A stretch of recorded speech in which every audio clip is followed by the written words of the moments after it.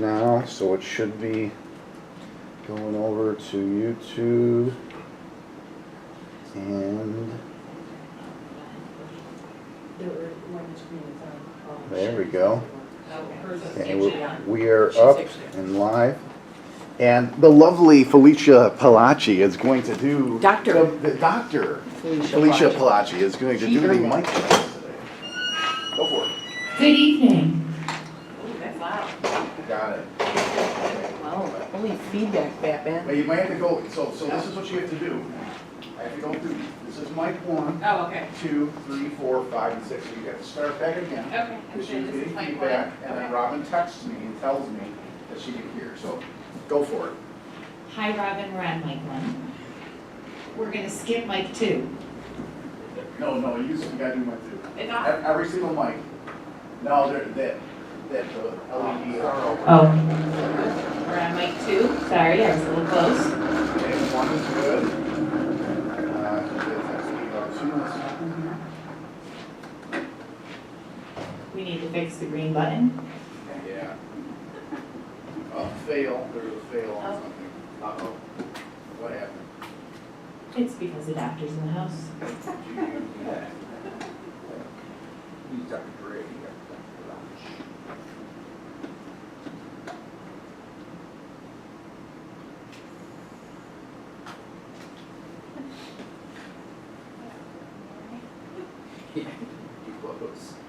Okay, do mic number 2 again.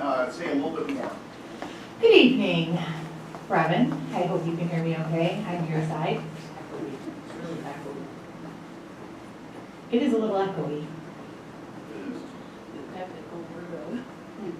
Okay, 2 is good. Next 3. 3 is the super mic, so super mic. Good evening, Mr. Pakula. This one sounds good. Yeah, that one's better. Okay. Go ahead and do 4. This is mic 4. President mic. No, I just found out at like 4:30. Why don't you Okay, say that 4 again. just tell me about those? Mic 4. Comes off Okay, on my good. agenda. All right, 5. Just have to push it out. Is it okay? We're on mic 5. It looks like my grandpa. Yeah. Oh, shut that down. 5's good. Okay, 6. Mic 6 for Mr. Mike Gloria. Mr. Mike? And then the podium. Podium, you don't have to stand so close to. Okay. Hello and welcome. Today's date Actually, you can get a little closer. Yeah. It is Monday, March 11th, and it is 7:09 p.m. Okay, we are good. And I'm done playing. I'm gonna go back to 1 and 2, see if I can tweak those a little bit. Thank you for. Oh, you're welcome. It was great. It was great fun. Good times, good times. Seasons, evenings. Check, check, 1, 2. It's still a little echoey. I think it's because the speaker is right above. That was 1 again. This is number 2. 2 sounds a little better. They don't normally get this close to it anyway, so I don't think we'll hear that. But I will turn it down just a smidge. Mary Howard. Introduce people walking. Oh, thank you. Yeah. Can we do open mic on Play Some Jams while we wait? Hi, how are you? How are you? Go off the live. Good. Really good. And go to Grand Island Board. Where can I sit that I won't be on camera? Hi, how are you guys? Here with us. She's like, no. The important people. No, I'm gonna hide in the back. I don't know about that. I'm pretty important. but- How's things at your schools? Are you good? Oh, it's fabulous. Yeah. Every day we're. Buffalo's been some weird weather lately, huh? It's Yeah. crazy. Everybody's getting sick because of the temperature up.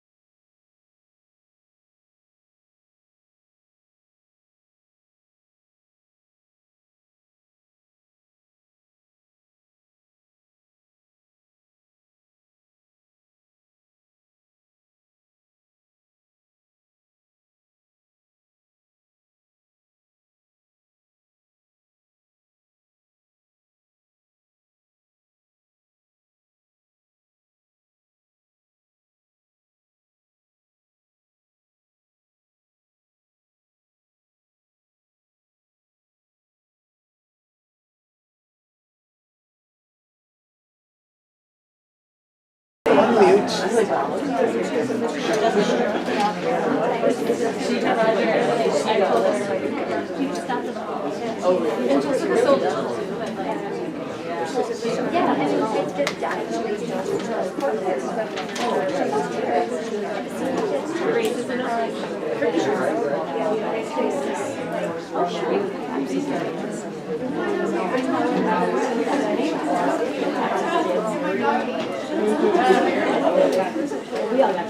it's good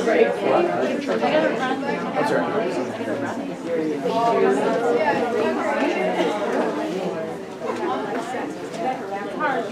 Last year when I told I was season Kelly when I was pregnant, she was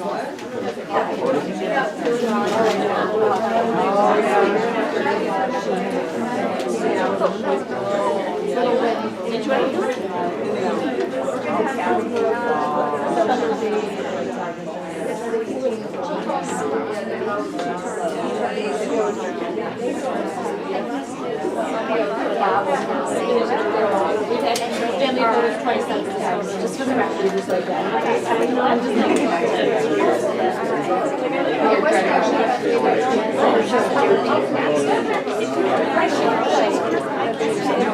oh, with oh, yeah, I can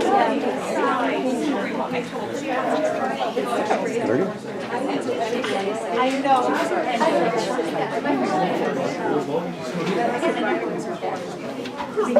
That was Friday, so maybe it checks out. I think we're going to get away from it. I'll get rid of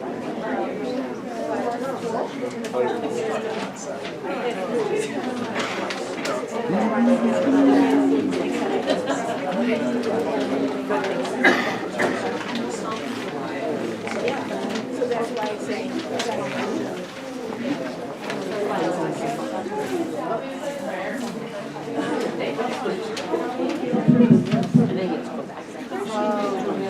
Oh, God.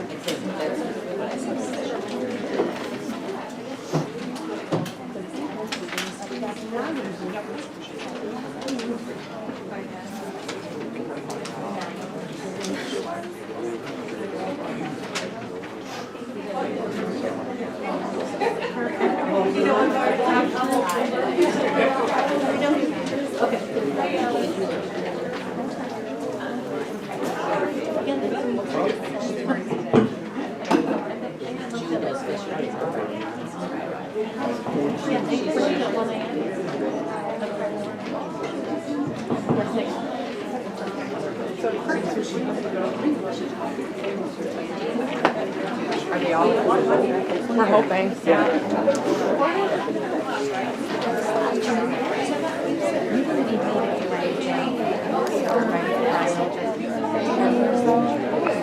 I mean, if I know so excited you guys on the file. So, yes, I put it right into yeah, I mean, I don't mind. I just thought he usually doesn't.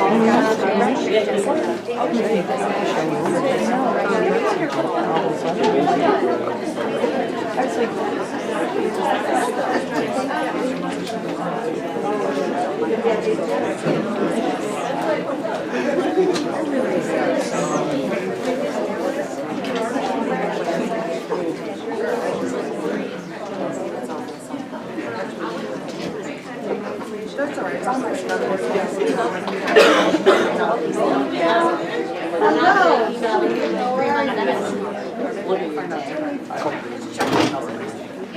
We should go with Steve. Steve, put it in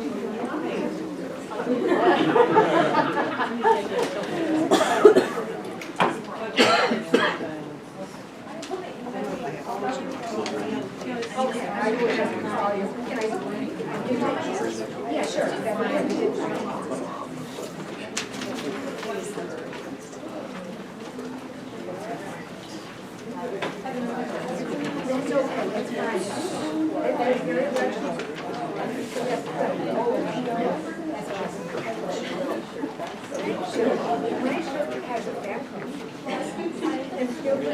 Good evening. I'd like to begin with the Pledge of Allegiance, please.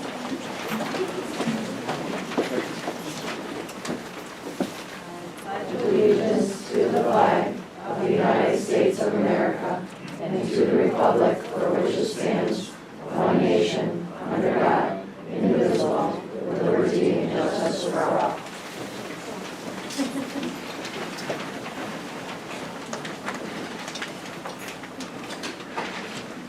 Okay, we have Glenn Bobeck and Danielle Bruno are excused this evening, and with us we have Jay Grover, trustee, Sherry Steffens, trustee, Jude Kuhn, our district clerk, Dr. Brian Graham, superintendent, I'm Ashley Dreyer, president, Sue Marston, vice president, Joy Lamarca, trustee, Michael Loria, assistant superintendent of curriculum, staff development, and human resources, Cheryl Cardone, assistant superintendent of pupil personnel services, and Dr. Robert Merkel, assistant superintendent for school business and finance.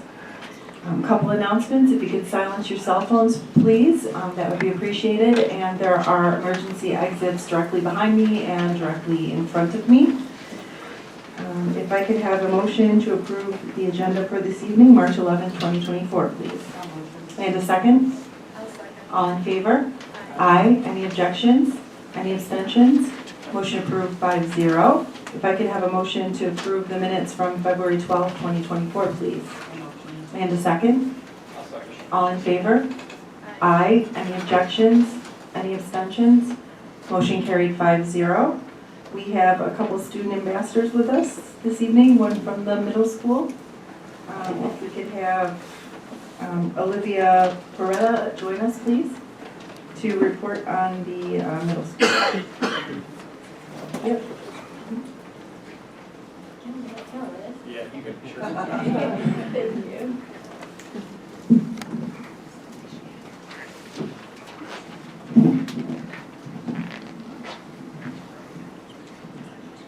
Hello, I am Olivia Preda, and I am one of the multimedia specialists in the VCMS Student Council. I help share announcements for upcoming events. Recently, Student Council had a sucker sale where students got to buy a ring pop for $1 or a sucker for 50 cents. They could buy for their friends, teachers, or even themselves.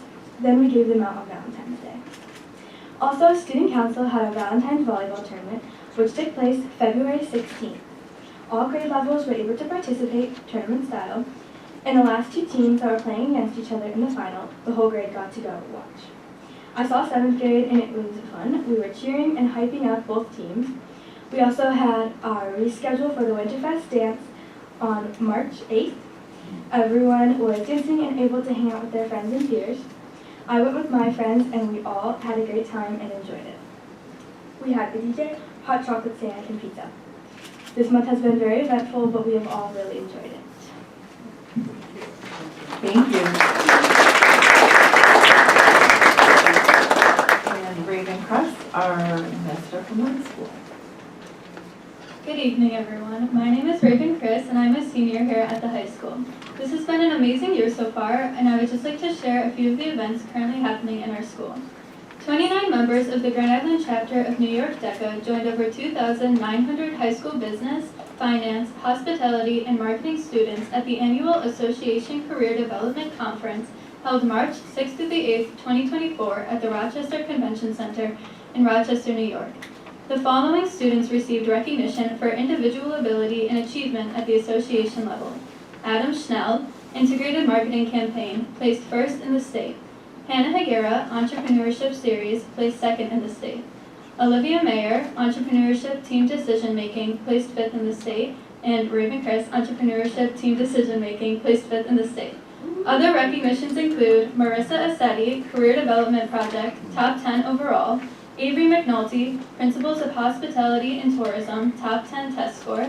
And Charlotte Russo, Marketing Communication Series, top 10 test score. Our state qualifiers, Adam, Hannah, Olivia, and myself, have advanced to the international level competition at the DECA International Career Development Conference that will be held April 27th through the 30th in Anaheim, California. We would also like to congratulate our Niagara Police Athletic League sports nominees, Haley Martinez, Elijah Linenfelser, and Savannah Bukowski. These students exemplify what it means to be a student athlete. On Thursday, March 7th, the Guidance Department held an event called College Night.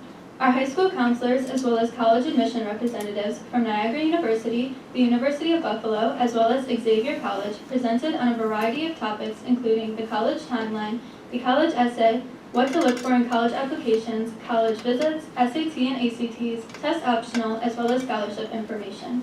The cafeteria was filled with parents and students.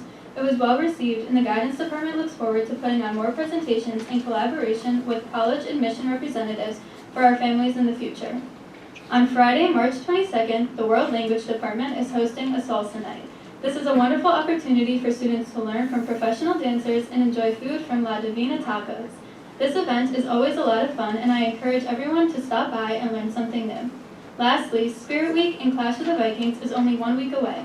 This week is always full of fun activities. The Spirit Day themes include Blue and White on Monday, March 18th, Jersey Shore and Jersey Day on Tuesday, Red, White, and Blue Day on Wednesday, Roll Out of Bed Day on Thursday, and Friday is Class Color Day. During the week, we will have competitions held every lunch period, including a pie eating contest, annual quiz bowl, Minute to Win It, and more. This all leads up to the Clash of the Vikings on March 22nd, where grade levels will compete in fun events. This is an overview of just a few events currently going on at Grand Island. This is a busy time for everybody, and so far the year has been going great. Thank you. Thank you. Okay, under correspondence, recognition, and good news, we have Alexandra Wolison here with, she is a Gold Star Award completed her Gold Star Award for Girl Scouts. So if we could have her come up and tell us a little bit about her. Is that okay? Is that Could okay? you just share a little bit about your project? Telling us a little bit about what you did to win a Gold Star Award for Girl Scouts. So it's actually called the Gold Award, not the Gold Star Award. I don't know how that got on here, but so during for my award, I focused on raising awareness for hospice, and I also made blankets for many hospice patients. I think I made around 28. I focused on really spreading the word on calling hospice sooner rather than later, because most people wait like till the last few weeks of someone's life, and it gets really hard to actually get the full benefits of the hospice care. It takes people generally need about like 2 months on care, and I don't think that a lot of people understand that you don't have to wait till the last second. It helps with the transition, and it's just a really like nice resource to have during like the hard times. So. That's great. So how many blankets and things did you were able to put together? I made 28 fleece blankets. I got donations. Well, I asked for donations from many retail stores, but all of them didn't have anything to offer. So I reached out to my community, and they came up with, I think, around 5 blankets worth of donations, and the rest donated from the troop and from me. So yeah, I donated them to Hospice Buffalo and Cheektowaga. Hallie took care. And did you make a video as well to teach other people how to make the blankets? Yes, so there's this sustainability part of the project, and I made flyers and educated people on how to make their own fleece blankets to donate. And that's great. Just for those that aren't familiar with the Gold Award, I'd like to read a little bit of background on the Gold Award. The Gold Award is the highest and most prestigious award in Girl Scouting. It's comparable to the Eagle Scout in Boy Scouts. To earn the award, Girl Scouts have to choose an issue, investigate the root causes, create a plan, and take action. It requires at least 80 volunteer hours to make meaningful, sustainable change in their communities and around the world. The focus of Alexandra's project was to raise awareness of hospice and bring comfort to patients and families. Her grandfather died shortly after being under hospice care for less than a week, and due to this short time frame, our family was only able to fully utilize all the services hospice offers. I learned this is common as most people wait to contact hospice with an average care lasting less than 2 weeks. The goal of my project was to raise awareness and advise families to contact hospice sooner. It is widely misunderstood that hospice is only for the patient. It also benefits the family during the transition and should be initiated months ahead. My project utilized flyers and social media posts on various platforms to spread this message. In addition, I solicited donations and dozens of fleece blankets with the proceeds. These were given to hospice and palliative care in Buffalo in the hopes of bringing comforts to patients. And then Alexandra said she encourages others to do the same in social media posts and made a simple step-by-step video tutorial on how to make the fleece blankets. So thank you for all your work. Thank you. on this issue.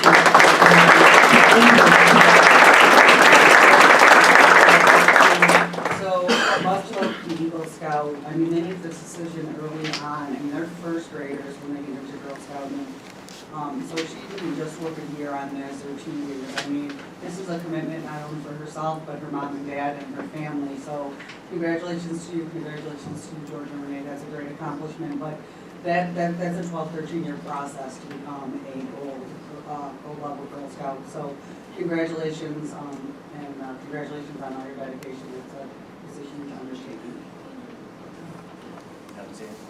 Alexander, this project did you have a team of people helping, or did you do this individually? I did it by myself, but I also got help from my mom. That's great. Thank you. I also see you do an amazing job as a student in our school system. Do you have any post-high school plans? I plan to, I'm not exactly sure where I'm going yet, but I've been accepted into multiple accelerated career programs, so hopefully I will become a business assistant in 5 years. Yeah, congratulations. Would you join us up for a picture with the board? That'd be great.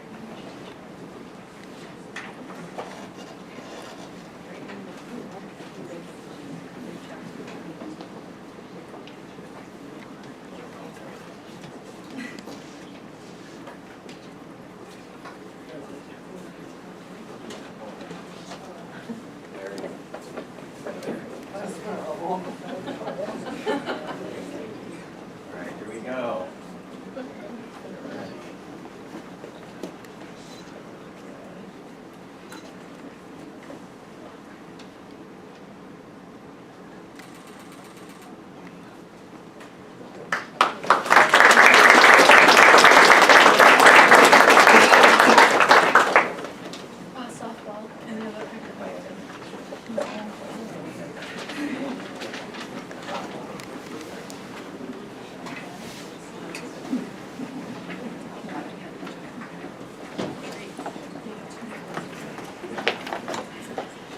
Okay, under good news, we also have our academic top 10 for the Grand Island class of 2024. Here we go, Mrs. Crooks Harvey, thank you. Good evening, Board of Education, Dr. Graham, administrators, parents, and community members. Tonight I'm pleased to announce our academic top 10 students for the class of 2024. These students have worked so hard for the past 4 years, and we are just so extremely proud of everything that they have accomplished. I'm going to ask that each of you stand to be recognized as I call your name.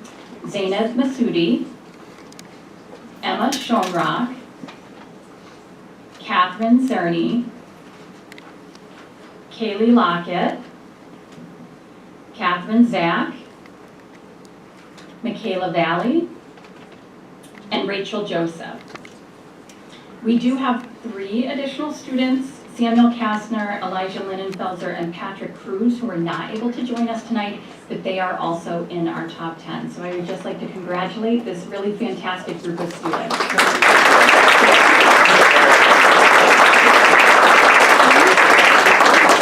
And we will invite each of you up to share a little bit about your graduation plan. So if you want to come on up, maybe Zainab, if you want to start. And then if each of you could just share what do you plan on majoring in and where you plan on going to college. Hi, my name is Zainab Masoudi. I plan on becoming a doctor, so I'm gonna go on the pre-med track, hopefully major in biology, and I'm undecided in where I want to go to college just yet.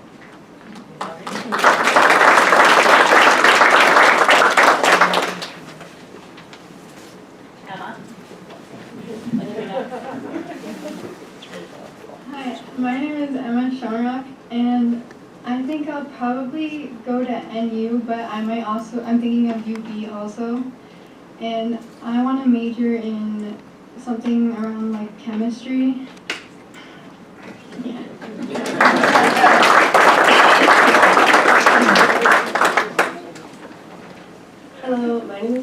Haskett, and I plan to go to Damon University for the 5-year physician assistant program in the fall.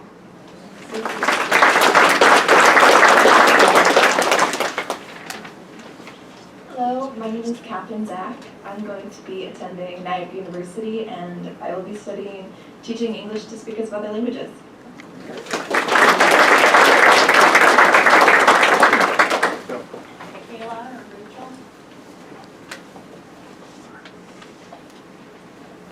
Hi, my name is Michaela Valley. I'm not sure where I'm going to go to school yet, but I want to major in biochemistry on the pre-med track.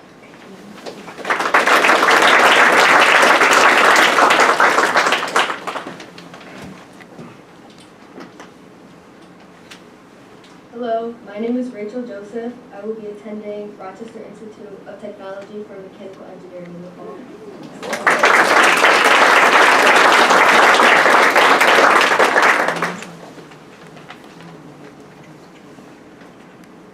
Hi, I'm Catherine Zerny. I'll be attending RIT or UB for aerospace engineering in the fall.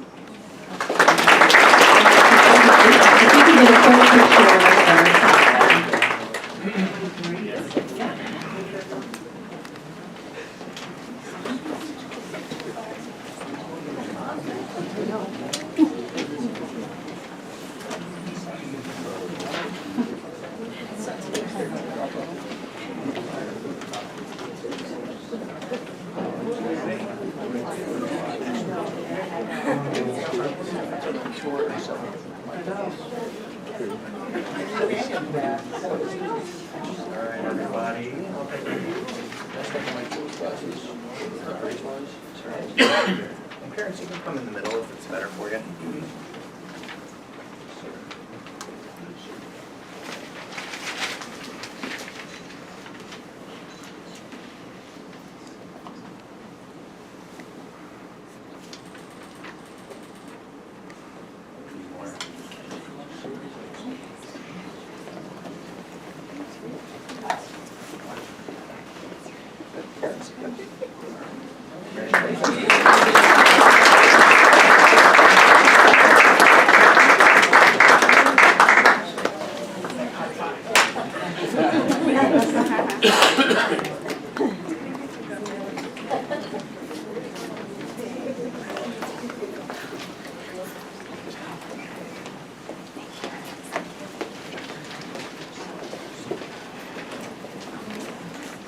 Okay, that brings us to public comment session agenda items only.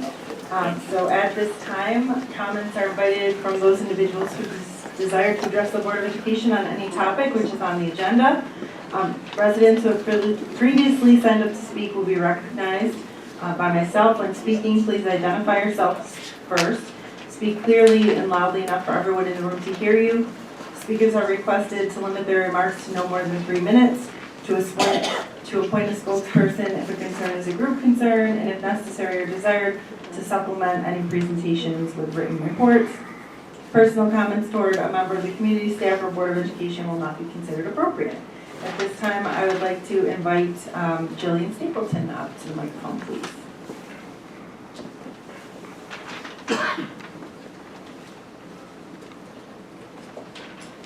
Good evening. My name is Jillian Stapleton, and I'm one of the 6th grade teachers on Team A at Veronica Connor Middle School. We are here tonight because once again, we are in jeopardy of losing our 6th grade model of 3 teams of 3 teachers. We would like to take this opportunity to inform the board of our rationale for keeping 9 6th grade teachers, not just the 9th teacher. There's more to it than just saving the person. It's about preserving our program. There are many reasons to justify maintaining 9 6th grade teachers. In the past, our administrators had to be creative in designing configurations for having 8 teachers in 6th grade. And although we really appreciate them thinking outside the box, these plans ultimately produce a lesser quality model. One possibility is to have 2 4-person teams. I have taught on a 4-person team in the past, so I have personal insight regarding this configuration and its drawbacks. To begin with, by reconfiguring our teachers from 3 teams to 2 teams, many teachers will be teaching brand new subjects. We have currently been working together on very cohesive teams and have become experts in our content areas. Reshuffling the deck will in essence create many first-year teachers in some of their content areas. Is this best for our students? Furthermore, on a 4-person team, some of the teachers will not have all the students on their team. When we have our team meetings to discuss students, not every teacher will have knowledge or input on some of these students. This is not ideal for 6th grade when our students are transitioning to a secondary school. Additionally, when I taught on this 4-person team, one of the 6th grade teachers taught 2 ELA classes. But since ELA is a double block, the second ELA class had to be split. One of the periods was taught before lunch and the other after lunch. Many times in ELA, students benefit from having 80 minutes of uninterrupted time when working on longer reading and writing tasks. This split ELA model will not allow students to stay immersed in their work. Another idea that was suggested a few years ago was to split up the instruction of our English Language Arts program. In this model, there would no longer be one ELA teacher, rather a separate reading teacher and an English teacher. Some of our current 6th grade teachers previously taught under this model, and all of them would agree that having the double block of ELA with the same teacher is a much better program. Writing and reading naturally flow out of one another and should be connected.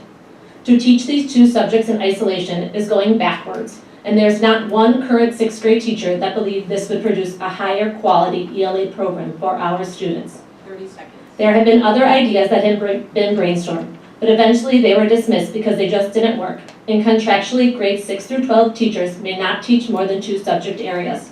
So let's hear why 3 teams of 3 teachers is the best model. Thank you.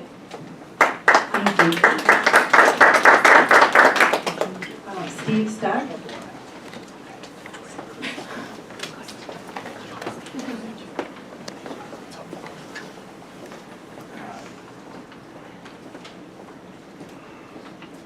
Hi everyone, good evening. My name's Steve Steck. I'm a Grand Island resident and a current 6th grade teacher at VCMS. I'm also the proud father of 2 Grand Island graduates, and my 3rd child is a current senior at Grand Island High School. After teaching 4th and 5th grade for 19 years at Heath Road, I joined the 6th grade team 9 years ago. From my perspective as a father and an educator at both the elementary and middle school levels, I've witnessed the seamless and effective program teachers and administrators have cultivated over many years to ensure a smooth and meaningful transition for many students from elementary school to the middle school. This transition is critical for students, and I am proud to say that we have successfully created an environment and culture that's best for students. In our current configuration, every student gets an equal opportunity and equal time to bond with their team and teachers. It also allows students ample opportunity to acclimate to their new environment, changing classes, learning schedules, opening combination lockers, and navigating a new school. And our current model provides students with a small group of teachers who know each student completely. It provides students with teachers that have taught their respective content for many years and have perfected their specific program. In this model, teachers and counselors are able to discuss and reflect on each student weekly to ensure they receive the best education possible. I fear that disrupting our current program would set us back years and be a massive disservice to the students in the class of 2031.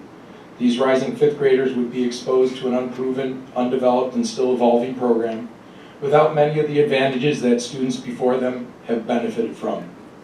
In conclusion, I want to see our future students receive the same wonderful experience that my kids, and many of yours, received when they were making the transition to middle school.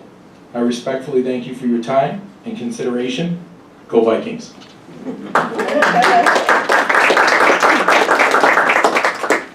Nicole.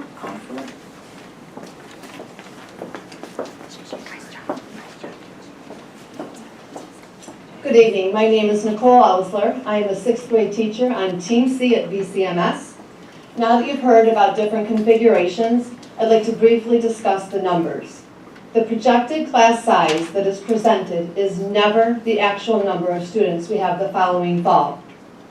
We have historical data for the last 7 years that shows the average influx of 6th grade students is an additional 13 students. So if you take our projected number of 188 and add 13, that brings us to 201 students. Keeping the 9 teachers, divide by 9, that gives us an average class size of 22.3 repeating. Not only is maintaining 3 teams of 3 teachers best for the integrity of our 6th grade program, We've also looked at the following 4 years. Now, if you were to only consider numbers and class size, I'm a math teacher. Mathematically, it would make sense to switch us to 8 teachers next year. But the year after, we need 9. The following year, back to 8. The next year, back up to 9. Think about the disruption that this would be to reconfigure the teams every year. Think about the disruption this would be to the teachers switching their content every year. Think about all the work for administration to not only change the 6th grade schedule, but this will impact the entire school's master schedule every year for the next 4 years if we only look at numbers. Unlike elementary school, when you may add or delete, let's say, a 5th grade, adding or deleting a 6th grade class has a ripple effect beyond that one teacher. It affects the entire 6th grade team. It affects who we teach with, what we teach, how we teach, and furthermore affects the master schedule. We know that as 6th grade teachers, we are elementary certified and therefore qualified to teach all content areas. However, we are operating in a secondary school where the implications are much different. We have become experts in our fields. We have perfected our programs. We know what works and what doesn't. Don't our students deserve the very best from expert teachers teaching mastery programs rather than teachers that are switched around every year? Could it be done with 8 teachers? It could. But is it what's best for the integrity of our program and our students? No. Do we merely want to do what can be done, or do we want what is best? So please realize, when we come here and stand here tonight, we are not just fighting to keep the 9th teacher. We are imploring you to keep 9 teachers and the integrity of our 6th grade program. Even if one of our current 6th grade teachers, myself included, could have retired, we would still be here tonight pleading our case. That is how strongly we feel. Please, we ask that you allow us to keep the structure of 3 teams of 3 teachers so that we can give Grand Island students our very best.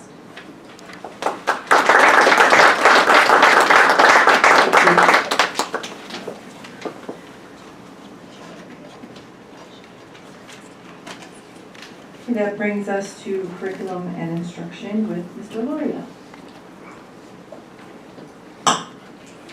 Good evening, everyone, and happy March. I know we're far in. I have on the curriculum agenda 2 items for action.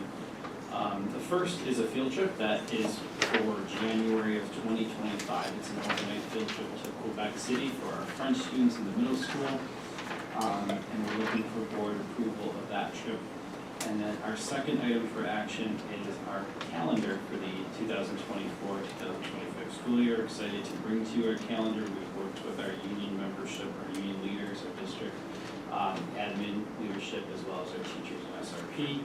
Our calendar does have us starting school on the Wednesday after Labor Day, which is September 4th this year, and then has 2 staff development days for teachers prior to that, one on a Tuesday, and then one the week before on a Wednesday in August. So taking a look at some of the highlights of that, some of the exciting things to look forward to. We have obviously our February break, we have our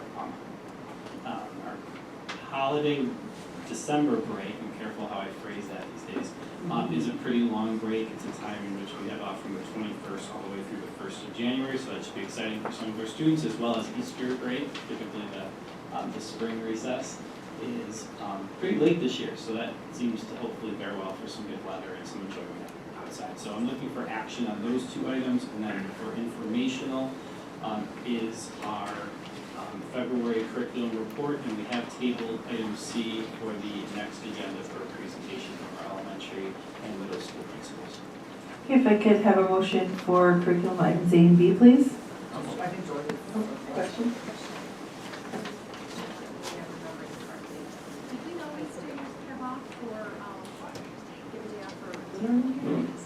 No, great question. Lunar New Year is new this year. It's being adopted by, across the state for all districts in New York. So that's a little bit of an interesting time to take a look at the calendar. That's during our January, which is a typical Regents Week too. So you're going to see some tweaks to exam schedules and things like that. But look forward to that in the future. It's becoming more challenging to fit all days in, as you know, but working with our leadership, we're able to do so. Is that going to be Regents Week as well? You know, just doing the holiday, or do we not know think it's a different week, I don't know if Hillary remembers, but I think it's the week before, for Regents exams, and, yeah, and, So it'll be a 5-day week. yes, yes. And then in the future, the lunar year, if you were familiar, does rotate, it's not always at that time frame. Right. If I could have a motion to approve A and B, if there's one more question. So it's looking like our last student day is gonna be June 22nd, or June 25th, so we will mostly graduate again next year prior to the end of the school year, right? Because this year graduation is the 23rd, and I think there's class days after that. So just looking at the schedule, because we don't want to go into 4th of July. Or I guess the 27th is there, or the 29th. Typically, when we plan graduation, in my past experience, and I know Hillary will work with the graduation coordinators to do so, usually around June for next year. We typically try to avoid 4th of July weekend, if that is a weekend. Well, it's the 4th, so the 29th, I'm just thinking, like, I know the last day of school is after graduation is February.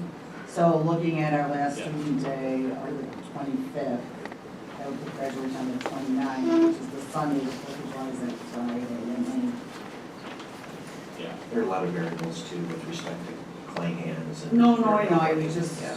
They typically give us a time spot from year to year, but Right. we also try to do Sundays some years, and that is a less desirable day, so sometimes, but when it runs too close to the 4th, we can try to work with this, which we're Okay. I'll motion. And a second? I'll second. All in favor? Aye. Any objections? Any abstentions? Motion carried 5-0. That brings us to personnel, instructional. If I could have a motion to approve PI 1 through PI 5, please. And a second? I'll second. All in favor? Aye. Any objections? Any abstentions? Motion carried 5-0. We do, yeah. Robin, would you like to make an introduction? So I'd like to introduce Aaron Siegel. You can stand up. Aaron will be our new systems engineer in the IT department. He comes to us from that other island, Long Island, by way of UB, where he recently completed his degree in computer engineering. Aaron built and incorporated the network system for Salem Sports Park while he coached soccer there. He's coached soccer for Western New York Flash, which everyone seems to know about, but I'm not into soccer, so I don't. As well as being the associate head coach at Jubal University. Aaron recently bought a home in Buffalo where he lives with his dog, Elfie. He has great enthusiasm and knowledge of technical systems and how they interact, and he's going to be an invaluable member of our team that we will share with the town. Welcome, Aaron.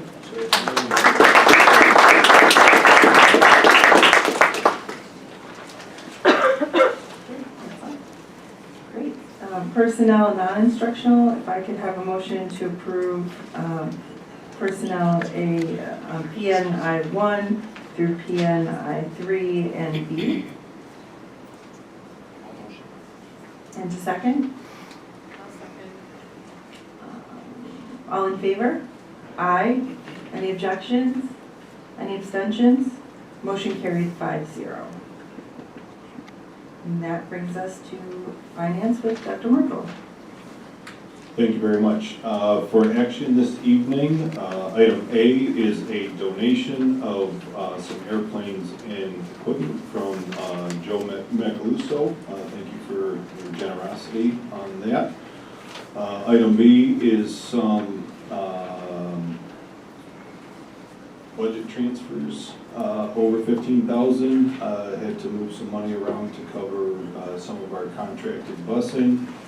Item C is a repeat from last meeting. The secret that was presented last meeting had the incorrect dates on it, so that is the same document with the corrected dates for this school year, 23-24. Item D is the fire inspection reports from the recent fire inspections that we had done. So those are Oh, sorry, that was informational. So I'm looking for action on items A through C, please. Okay, if I could have a motion, please? I'll motion. And a second? I'll second. All in favor? Aye. Any objections? Any abstentions? Motion carried 5-0. Thank you. So item D, as I said, was the results of our fire inspection reports. Item E is budget transfers under 15,000. Item F is treasurer reports. G is a revenue status report, and those are all informational. And then we will move into our second budget presentation. All right, everybody, thank you for being here tonight and for helping us build the budget. As the board knows, we are always working to build a long-term sustainable budget designed to provide the best diversified program. We do our best to retain all community-mandated student programs and activities, and of course, in our efforts, protect the fund balance. As the board knows, we always start with the strategic plan goals. Our 5-year strategic plan ends this year. You can see the very first goal is fostering the wellness and behavioral health of our students. This Board of Education has been a leader in this area over the last 5 years, adding to this program to protect and help our children with that particular goal. You'll see that the building of a connectedness between stakeholders and Grand Island as well as the Western New York community is also a major goal of ours. To also build inter-building communication systems and practices that are as seamless as possible. Additionally, we're looking to foster a level of academic achievement emblematic of a championship school district. Additionally, building our curriculum maps and STEAM curriculum and revising and expanding benchmark assessments as appropriate throughout our entire program. With respect to the budget development process today, you're not going to see tremendous changes from the last time we presented this budget, so we may move a little quicker through some of these. But Bob, this development process, these dates haven't really changed since last time, nor have the budget meeting dates. I just want to make sure, Bob, that that is what we presented last time, right? Yeah, excellent. So as we move through, you'll see all of this is relatively same. Both Bob and I have sat and met with Angela Mornello and Sean Ryan. Angela is our assembly person and Sean is our New York State Senator. And Bob and I both met in their offices to discuss the current status of the executive budget as prescribed by the governor. We expressed our displeasure in many of the financial areas. Both Angelo and Sean are outstanding representatives for our community. They listened, they brainstormed, they shared some ideas. They hope that we'll see some changes. Those changes have not been forthcoming yet. Some of us are hoping that the Save Harmless provision, which means that if you lose some student population that you would receive the same state aid as you had the previous year. We hope that that is put back into the budget, which would bring us back the $159,000 that were less because of the change in the foundation aid. Also, we talked about how CPI is a calculating factor in building foundation aid. The state took CPI, looked at all of those figures from the last 10 years. The state dropped the highest and then the lowest and came up with an average, but then changed the average. So the average was about 4%, and they are giving us, in that formula, about 2 point. I think that what the formula, the new way that they changed it is around 2%, but Yes. CPI was actually 4% last year. And that's if you drop the highest and lowest, too. Correct. So we, as a school system and as colleagues around the state, are very upset with that formula. We've been advocating for that to be changed, to really look at the true CPI number so that it helps school districts pay for the services and all of the services, the supplies that we purchase, the increase in salaries, and a true representation of what CPI is. So that is a fight that we continue to fight. Our representatives listen to that, they understand that, and we hope that we'll see some changes in the future. Any questions about that, Jake? So, what did you just clarify in the future? for Right. this current budget, next year? No, we're pushing now. Yes, yeah. Specifically this 159. Right, yeah. Sean and Angelo did not tell us that they know for certain that that money will be put back into foundation aid, but they understand our concern and they want to work with us. So it's then taking that to Albany, working with others to develop a counter to the governor's budget and see if the governor would sign it. Anything else on that topic? It's a big deal, and I think the message for our community is both Angela and Sean, even though they come from different political parties, are trying their best to support our students. Additionally, we talked about zero bus emissions with both of our representatives. I think, Bob, they both agree with us, and they would like to see those things changed and providing districts with more flexibility, a longer timeline, and asking for more data to truly understand how long an electric bus will last versus our gas or diesel buses. So we've really seen this, it seems as though we're getting positive feedback from our two representatives in that area. And finally, we did talk to them about perhaps working on a bill that would allow school districts to be able to purchase artificial intelligence gun detection software and get aid back from the state. We'll see if we make any progress on that. Right now, the state does not give us aid back. The state says we can use a capital project to purchase that, and that, I guess, is kind of like getting aid back. But we're pushing for districts across New York State to be able to purchase approved artificial intelligence gun detection software that doesn't use biometric data to warn the people in a school that there may be somebody brandishing a gun in the parking lot or within the school. So that's something we're really fighting for, and hopefully we'll see some progress in a year or two. That might not be this year.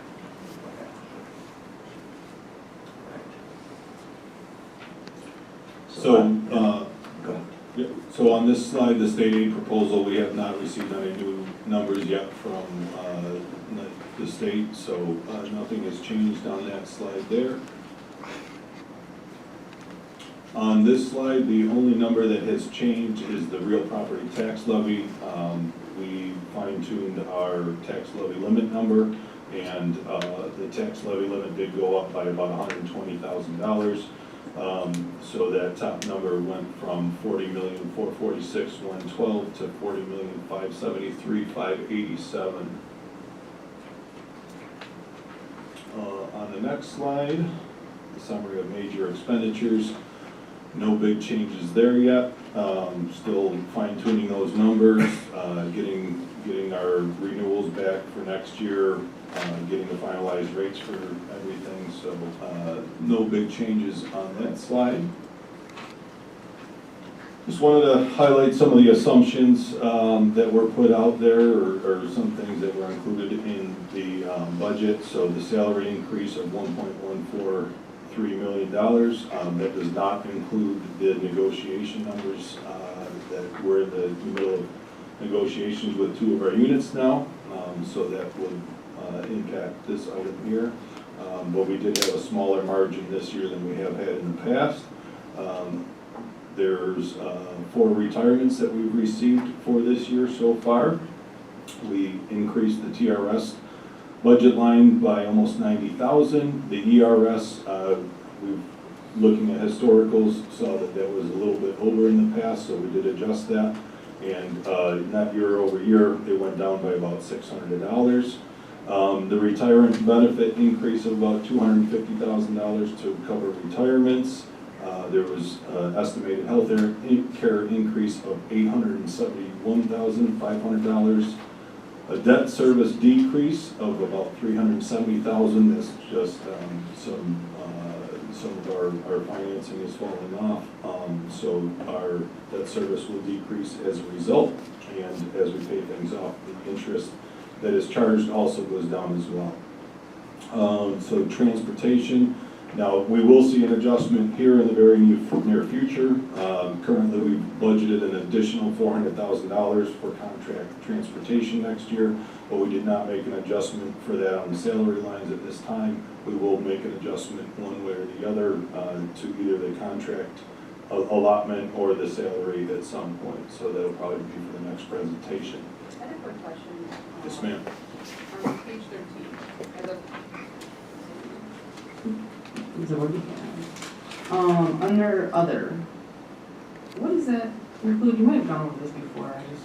Yeah, so in previous presentations, the bottom line didn't necessarily add up to the projected expense number. So you've got the major items are all spelled out. The other is like supplies and things like that, the smaller categories that are put together to show a true representation of what we expect the overall expense to be. Because we're looking at a pretty significant jump from last year to this year, right? Yes, correct, about $4 million in expenses, correct. Do you know what, can we get a breakdown of why this such a? Well, if you look up above, you'll kind of see that breakdown there, which categories are going up. I So think she's specifically speaking to the other line that goes up $1 million. So the other, is that what you're asking, Sherry? Yeah. The other line that goes up $1 million? Yes. Oh, okay. Yes, I can get that to you. Thank you. For sure. Thank you.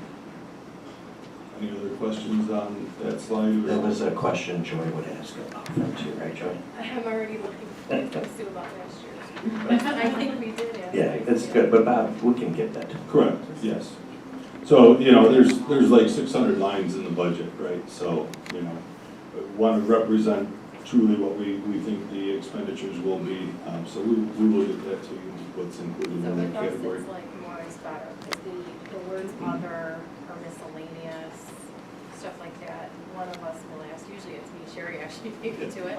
Because, people ask, what is other, what encompasses other? And if we don't know, and here we are looking at this budget to approve it, we should have an idea of what that is. Understood. So if there's anything else in here that you may have missed as other miscellaneous, to have that breakdown would be really helpful for us. Especially with such a significant jump. Correct, yeah. Good.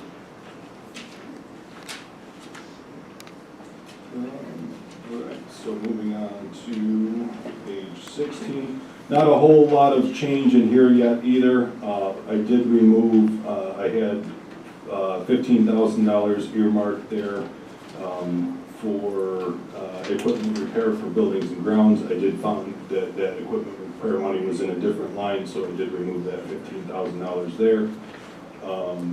And then really the only other change was to change the tax levy limit.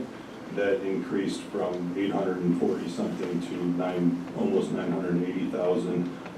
So that the budget gap year over year, this is a year over year budget expenses versus budget revenue. So the expenses anticipated went up about 4 million and our anticipated revenue is 800,000. So this number did go slightly down from last time because I removed that 15,000 for the equipment repair line and the increase in the tax levy limit.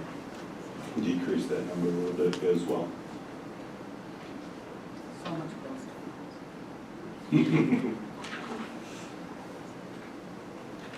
Is this all set too? Yes, sir. Very good. So the slides that you saw the last time we were together have not changed with respect to enrollment.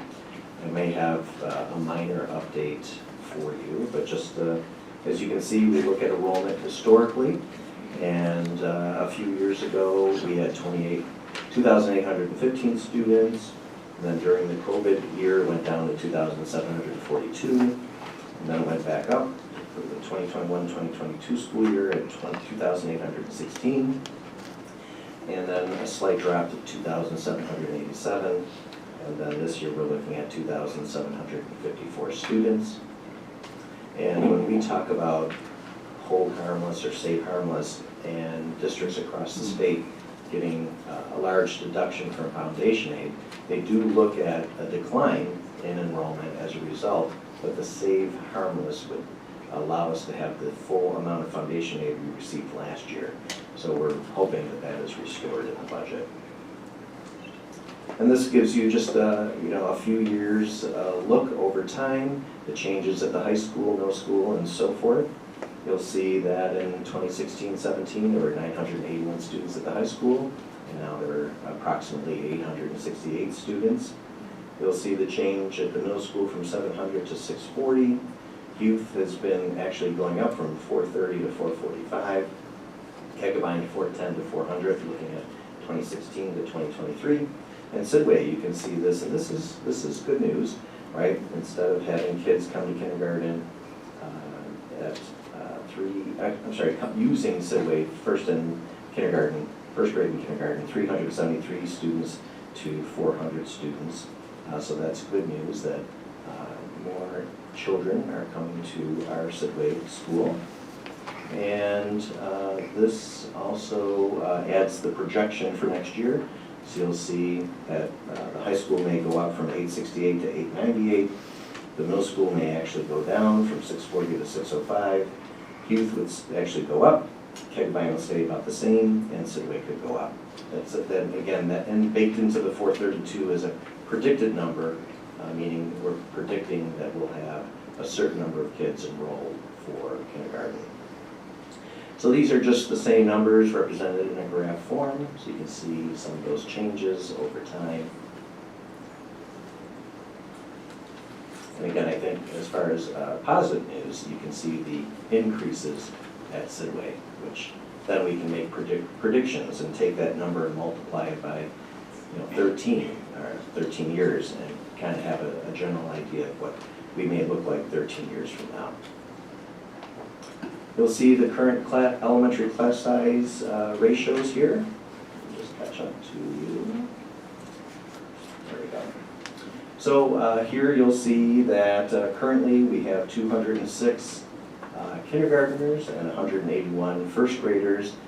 We also, what's not shown here are children in self-contained classes for special education needs. You'll see the number of teachers assigned to those classes and the average class size.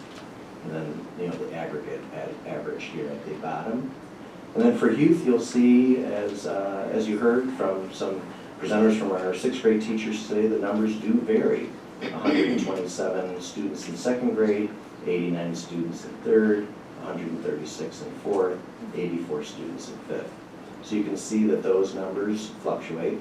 And at Kegabine 2, 105, 108, 79, and 93. So that's why you'll see fluctuations in grade levels throughout the years. Any questions about current elementary class sizes? All right. And so broken down again, it's really the same information you saw on the previous slide. Sidway about 387 students. This is with not counting children in special education classes. 21 teachers, average class size. 436 at youth, 20 teachers, average class size, 386 children at Kegabine, 18 teachers, average class size. And because Kegabine is a Title I school, we are always looking to provide a little bit more support. And that might be, these are just fractions of a number, but that might be based on class size or academic intervention supports. So overall, as a program, K to 5, you'll see that on average we're about 20 and a half class sizes across the district, both Sidway, Kegabine, and Hugh.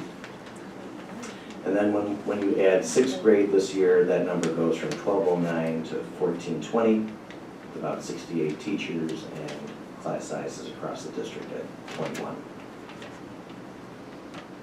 Question? Sure. So I'm looking at page 23, when it says this year 2020 through 24, we have 32 statements, or students, not statements. So I'm looking at page 23 and comparing it to the numbers on page 31. And if I look at 5th grade, at youth, Is this the projected on 31, or is that the actual? They seem to be off just a couple. So I'm just wondering which of the two would be more accurate. I mean, it's just a few students per grade, but. Yep, and what you're seeing here are all students, self-contained and non-self-contained. So these numbers might be a little higher. I'm looking at 5th grade.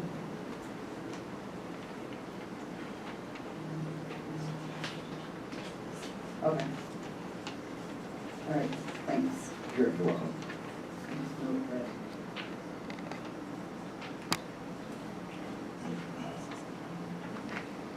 This one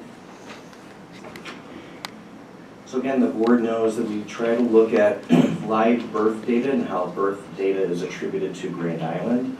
This data indicates that there were 172 births attributed to Grand Island. And of course, there are people that move on to the island and so forth that have live birth data attributed to other communities. So when we look at the data, we try to make an educated guess as to how many kindergartners will enroll, but this data does help influence that predicted number. So looking ahead to projected elementary class size ratios, we're making a prediction of 215 children coming into kindergarten in September. That again would be shared amongst 11 teachers with a class size of 19 and a half. And then the 200 children in first grade would have 10 teachers, class size of 20. And you can see that the average class size is around 19, close to 20 for Sidway as projected for next year. Any questions about Sidway? All right. And then again, projected for youth, you'll see that the numbers, the first graders coming out of youth, or sorry, the first graders coming out of Sidway going to youth is looking at about 94 children, and going into Kegaline, 84 children. So this 94 and 84 number are children coming out of first grade and going into second grade in September. Okay. So you'll see 94 for second, 128 for third, 91 for fourth, 136 for fifth grade next year. You can see the teachers that are attributed to those students, and the class sizes range from 21 to 23, or 23 and a half. And again, you see the same thing, the children in second grade at Kegaline, third grade, fourth grade, and fifth grade, the projected number of teachers for those children, and you'll see class sizes ranging from 20 to 22. And again, as I shared earlier, it's important that our Title I school has a little bit more support, a little bit more resources than non-Title I schools, and that's why you'll see this class size at 21.2, and this is at 22.4. Any questions about projected elementary class sizes? Looking ahead to secondary, you'll see that the current secondary enrollment is around 211, 7th grade 188, 8th grade 218, for a total of 627. And then these children are taken care of in self-contained classes, bringing us up to 640. Okay. So as you heard today from our teachers, there are 9 teachers attributed to 6th grade, serving 211 kids with an average class size of 23 and a half, or close to 23 or 24. So projecting next year, as you heard from our teachers, there is a smaller number of kids coming out of 5th grade and going into 6th grade, and that right now is 188. This slide hasn't been updated since it was submitted, but I do know that central registration said that we had 2 more children enroll for 6th grade from St. Stephen's, so that brings us to 190. Okay. So you can see that when you look at 6th, 7th, and 8th grade, and these are our general education classes with co-teaching support for special education. Right now, the number is 591, which is pretty low, and it was 627 this year, right? So you can see that the number is declining a little bit. And if we did operate 6th grade with 8 teachers, the class size ratio would be about the same as it is now. So we haven't made a final decision yet, but this is, as you know, one of our teachers said, we're looking at the numbers and trying to make predictions. And I think little Birdie told me there probably will be a few more kids from St. Stephen's coming from 5th to 6th grade, but right now we only have 2 registered. So can I ask what, obviously we're still at a very significant gap, right? Like what would be the cost to be able to keep that kind of teacher? I guess my concern overall is not so much the class sizes, kind of, because I'm transitioning year to middle school. What would the team structure look like? Do you know that? I'm taking a constant, Yeah, sure. Science alone, right, with new state testing. It's a unique situation, right, because they're elementary certs, but in a middle school setting, where they're expected to be content specialists, but not quite content specialists, but they are because they have the experience. Like, there are so many more factors than just the class size. Well, and I believe we've had fluctuation in the past. Just remind me, before we brought Steve up 9 years ago, did we sit with 8 teachers, or did we have a 9? Has it always been 9? We've had 10. Okay. I just couldn't remember. I'm just saying, so, I mean, clearly in the last 9 years, we've seen fluctuation as well, right? I mean, our graduating class only has 195 students. It would be interesting to see what the enrollment was 6 years ago when we sat in 6th grade, right? Because that's 195 versus the 190. But I just want to piggyback on what Jay's saying. I mean, we have our team set up, and if fluctuations going to go back and forth year to year to year to change, master schedules, what our teachers are teaching, and it just becomes difficult for them and really not conducive for our students in the classroom. So I just really want to, just kind of piggyback off Jay and to say that, I mean, clearly we've had fluctuation, and for changing every year, it just doesn't seem to make sense. Because what we're looking at is a projection. And the change from 5th grade to 6th grade is huge for parents and students. It's a big change going from class to class, and yeah. I guess too, as speaking of class size, if you look at overall elementary, we're about 20, right? Probably around 20, and we're still looking at, about 3 to 4 kids more per class. If we can keep the continuity of programs, I definitely am in favor of that, because I think that, flip-flopping back and forth between 8 and 9 teachers from year to year is not going to benefit our students, and it certainly will make it much more challenging from an administrative and from a teaching perspective, definitely. And obviously from a scheduling perspective, administratively would be very difficult to do from year to year. I agree, and especially since these are projected numbers, and if there are additional students that are coming in that are unprojected, right now you're at 23 and a half. If you're down to 9, you go down to 21, and that's not even including everything else. So I have to say I do agree with that, Ashley. Well, and I would also say for looking at numbers, right, we're looking, in 7th grade for next year is projected to have 203. What did we have this year? Is it 98? I don't know, we're talking, within 10 already. I don't know. I definitely would just like to share your thoughts. Yeah. I figured, I just wanted you to. It's good. And that's why we bring this to the board and have the board asks us to keep a teacher in 6th grade. That's exactly what we'll do. I would like to let the board know, right, that one of our goals is to protect the fund balance and to create a budget that's diversified and maintains all of our programs. As you will see across Western New York right now, there are school districts laying off teachers. And there are a lot of reasons, a lot of factors why that goes in. One of the things that sometimes is a missed opportunity is looking at all of your teachers, if we have a retirement, subtracting through attrition. So in the next budget presentation, we do have 4 retirements. You'll probably see a recommendation not to replace one of those teachers of the 4. So it's just important, all of us working together, to be thinking along the lines that we do. We are getting smaller.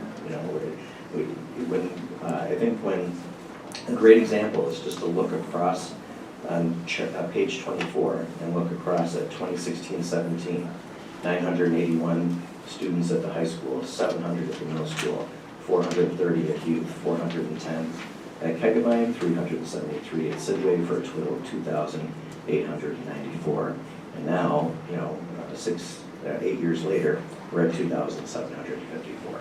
So we really must do everything we can to look for opportunities to subtract the attrition and to embrace the breakages that we'll receive in those retirements. But you can see that it becomes very challenging to continuously have the same number of teachers for, when we have 2,894 children and when we have 2,754. So that's why, we look at this together and make the best decisions we can. And we can absolutely keep that 6th grade teacher there, but we more than likely will not be replacing an elementary retirement. Well, there's also, thinking about scaling down of some expenses as well. So, for instance, so glad you caught this, Sherry, I would love to see the other, because really, what is the other when you look at expenses? And Sure. are there ways that we can cut whatever that other is, and even not completely cut it, maybe minimize it, just depending on really what is there to help offset, somewhere else down the line in the budget. I agree. Yeah, you make great points, but I think it's a unique situation, and yes, exactly. I'd like to see us try to keep this position, especially if we're just going to go back to 9 next year, instead of toggling back and forth, there's other ways to save and keep it. I think we should really try to. If we continue to see a downward trend for, years going forward, right? It would be a different conversation. But since it looks like there's a flip-flop, and I just think, so we get 1 year and change something that is so successful, right? And important to our children. I just don't think we're at that point yet. Yeah, and I appreciate all this. This is why we do this together. Very good. So moving on, these are the positions where we have wonderful people getting ready to retire. And in the next board presentation, we'll give recommendations on replacing these positions and or not replacing those positions. All right, Bob. So these were the items that were included from last year to this year. I did take the web coordinator out of there. That was a mistake. I misinterpreted the previous, the final presentation for last year. It was just one that I know wasn't on. I wanted to point out that it was a correction that I had made from past presentations. Added through the year, fantastic. I just know that. And just to reiterate, that art position was handled this year. We were just trying to correct a contractual obligation. And I believe there was one other. The athletic trainer. Oh, the athletic trainer, correct. Mm-hmm. The trainer, not the director. Correct. So after I did take a look at that, I saw that was what we added. It wasn't necessarily on our budget presentation, but it was things we added through the year, so. Yeah, understood. As you know, we spend a lot of time looking at all the asks and wants of our administrators and supervisors. We present those in the first iteration of the budget. Right now, we have moved many of those requests to review in the 2025 year and beyond. So you'll see changes in the overall asks in these charts. And of course, the board has the, every right to say no, put that back in the 24-25 column. But we're doing our best to scrub and do everything we can to honor some of the requests that we receive. But what you'll see here are some dramatic changes from what we presented last time. So if there isn't an X in this column, that means that it's projected, to be thought about in the future. Right now, we're still trying to hang on to the request of the science teacher at the high school. This would be in addition to the department. The Civil Readiness Coordination. This is an important role that we'd like to maintain and add to the budget. And the Blue Crew Academy Pilot Coordination. This is an excellent idea from Hillary and her team to help build, when we talk about transitioning from 8th grade to 9th grade and beyond, to continue this Blue Crew Academy program. And if the board needs a mini presentation, we can have Hillary do that at the next budget presentation, or somebody from her team. I'd like that. I agree. Yeah, I think we heard about it. it's okay. Mike will help us with it. Good. And then you'll see that we have requests to add teachers or counselors to buildings, and those ideas have been moved for future consideration. Same for Sidway, asking for a teacher to replace a teaching assistant position, and requests from Kegamine to add personnel. So all of those things have been moved for future consideration. And you'll see as the similar pattern at youth, the request for added teachers being moved to future consideration. And the FTE instructional coach at the district level has been moved. The FTE social work position has been moved. The school front software is software that'll help the district in onboarding, Mike, did I have that correct? Onboarding. Just can't hear you. Schoolfront is an onboarding program that really takes our management from, the old school paper and pencil and personnel files and really completely makes it 21st century so that we are on an electronic platform. And it's not something that we do in 1 year, it's something that we would be looking to do over a series of years and different steps along the way. So many districts have piloted this, many districts have communicated with us. Cheryl, John Fitzpatrick and I had spent some time getting a presentation on how this would look, but we know that at some point we do need to get on board with moving into the new century in terms of how we manage these types of things. So we don't know exactly when that will fully happen, but we are starting to have to look at that pathway because the world's, if not, we're not going to catch up with it. So. You'll see that the community ed stipend increase remains. Remember, the community ed program is self-sustaining, and the money they bring in helps to offset the costs that they pay their instructors as well as the coordinator. So that continues to stay in the budget for this presentation. And then Bob, I'll kind of turn it over for operations. Yep. Can we get an update on the community education? I don't know if it's been provided, but I know when I sit on the community education, we really saw a great financial snapshot of how the program is doing, right? We just had a meeting today, Okay. so that'll be in the next board. The financial. Yeah. Great. Put it all in. All right, thanks. That's a good question. Thank you. So there are some of these items that are being addressed outside of the budget with different funding opportunities, grant opportunities, things like that. Robin's been doing a great job with her team to find different ways to make some of these happen outside of our regular budget. So we just got our Smart Schools grant approved, so we'll be getting several smart TVs through that grant. We had some emergency connectivity funds that's going to buy us about 1,000 Chromebooks. We need to start replacing some of those Chromebooks that were purchased. So we have found some ways outside of the general budget to, make some of these things happen that were asked for. So some of them just, were done through other means other than including them in next year's budget, but they will happen. So I will talk about the total number of what remains in a second here as we get further down in the presentation. Any more questions about any of these? I had a question about the software, the school front software. I know we had a grant for $60-some thousand to digitize records. Can that grant be used to pay for that software, or is that? It ended this summer.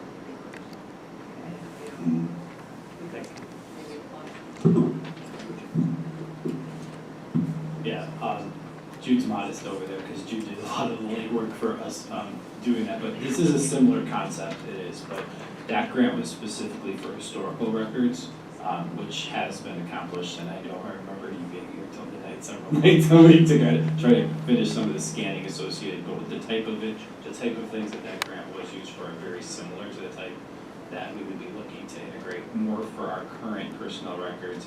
And when we hire people, obviously there's so many systems that this software is able to do. It's also it would take over some of the other programs we have possibly in terms of how we get employees to fill out electronic paperwork when they get hired versus filling out the old pencil paper folders. Everything from putting things into files electronically, but same concept, and could be grants out there in terms of look, but I know That particular grant wouldn't, if we reapplied, work for this type of a digitization or no? I'm not as familiar with the grant, but I do not believe that would be something we could apply for. Is it something to ask Rotella to apply You could for certainly grants? ask. Okay, if we could ask our grant writers to Rotella to apply for something for this too, that'd be great. Thank you. I have a quick question too, in regards to the transfer to food service. I see it says the 22,000 is not represented in tonight's budget. I don't see it here, am I just missing it? Yeah, that was, I removed that, that shouldn't have been there, that was not in this year. Are we already at 100,000, which was our top For the transfer? No. We still have one more year to get to that. Oh, no, that is already done. That, the prior commitment or the long-range plan. Is done? Correct. I thought we were there, Yeah. okay.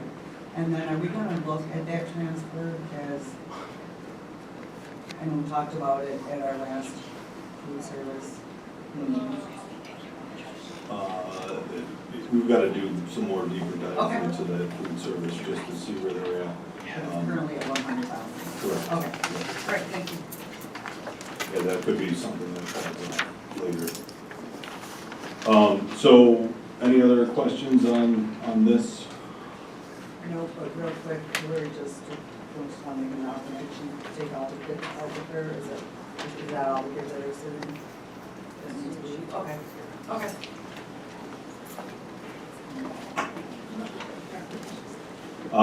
And then on the bus proposition slide, we are still fine tuning what's going to be on the bus proposition.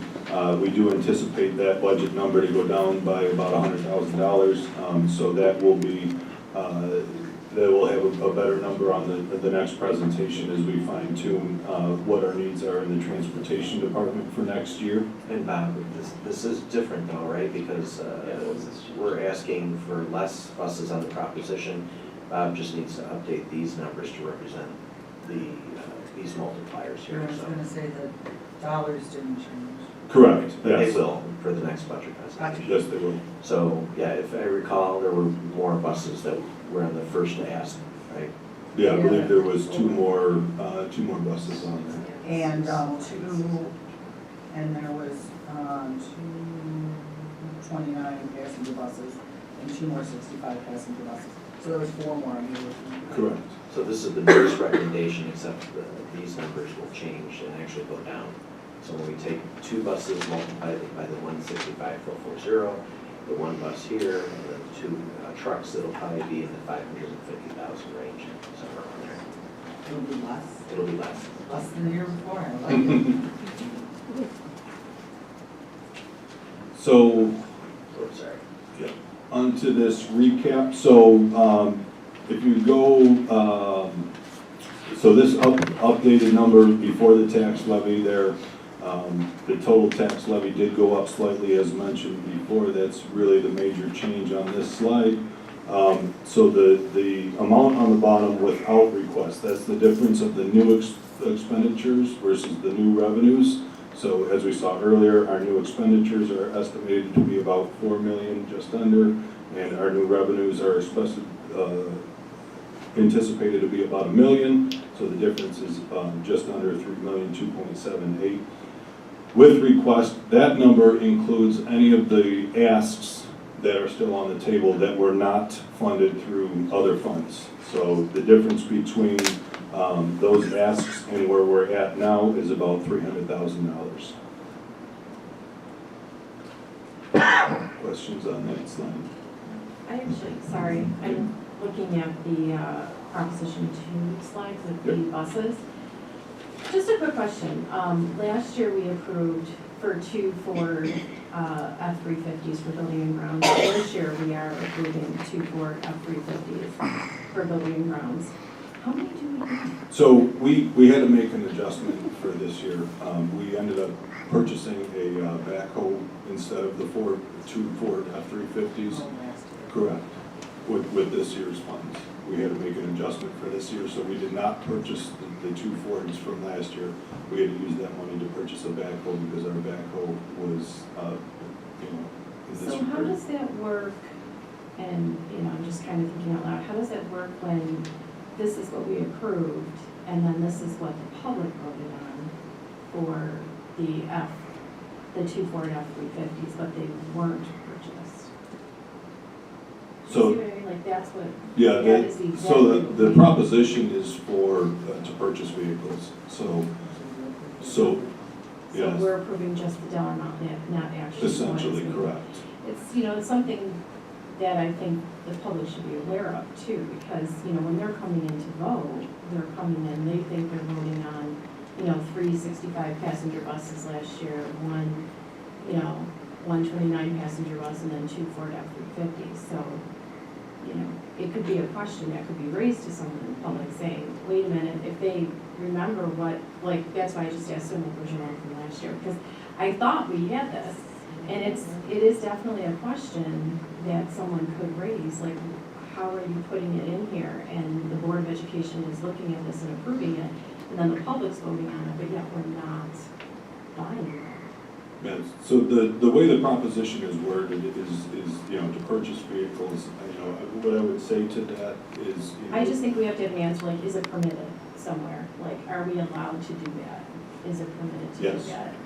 That's something that we should really look into, just in case, the question does get raised. I would say, the challenge is, when you're doing the budget, it's many months in advance and the needs change throughout time, so, It's just that this is what's voted on. That's. No, Bob, can you just send us, I don't know how easy it is to send us the verbiage from the proposition from the last vote? Yeah, And that maybe would that be will help helpful. clarify any questions. And to be honest, we just look at it in case we're approached with that question, like how do we answer that question? Especially if someone's looking at this new budget and remembers, last year with the same items. So it'd be helpful to have that response, whether what was the verbiage in the proposition or how it's permitted, to be able to do that. Well, I would say even our whole budget, that we present what we are going to use the funds for, but it just changes, right? So similar to our whole budget, it's the same, but it would be interesting if it may help us just to see the verbiage. Answer questions If and we have to how send that over. so we can redo it. Thank you. Just me.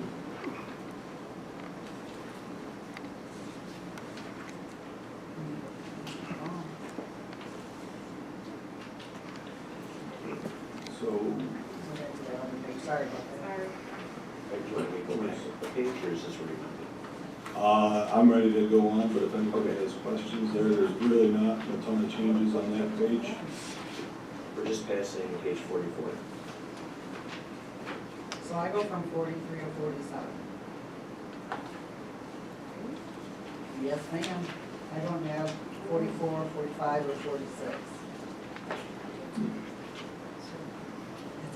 Oh, wait, here.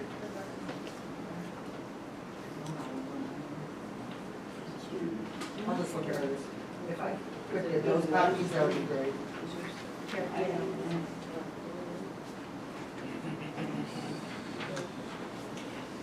They were just checking to make sure I'm paying attention.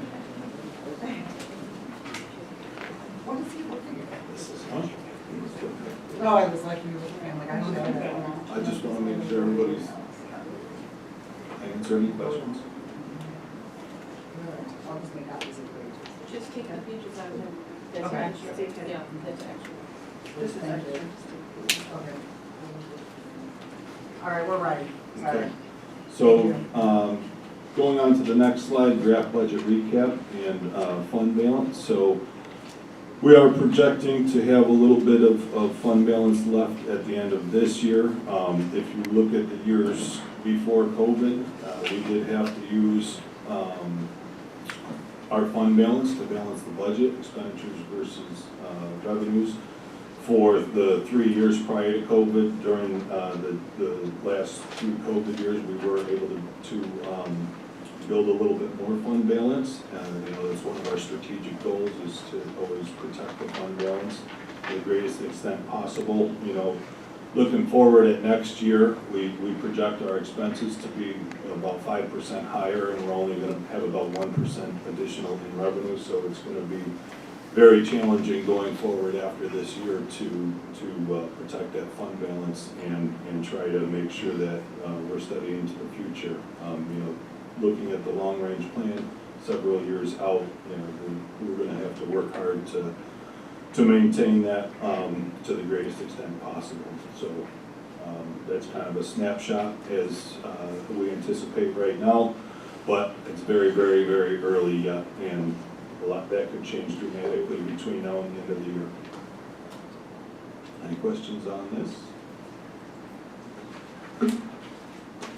Next slide is just the recalculation of the tax cap.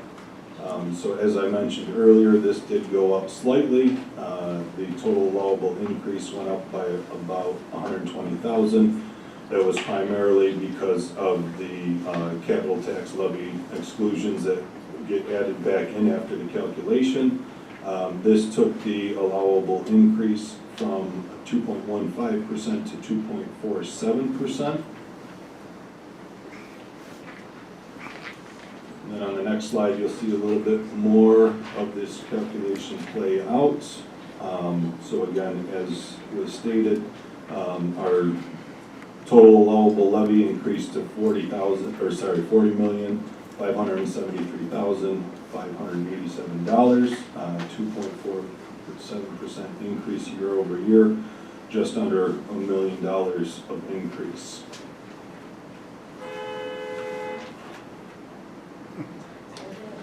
On the next slide, you will see that this raises the estimated rate. This raises the estimated rate from $17.82 per thousand to $17.87 per thousand, an increase of 5 cents per thousand. And again, you know, we don't have the final assessment numbers in, so this will change once those final assessment numbers do come in.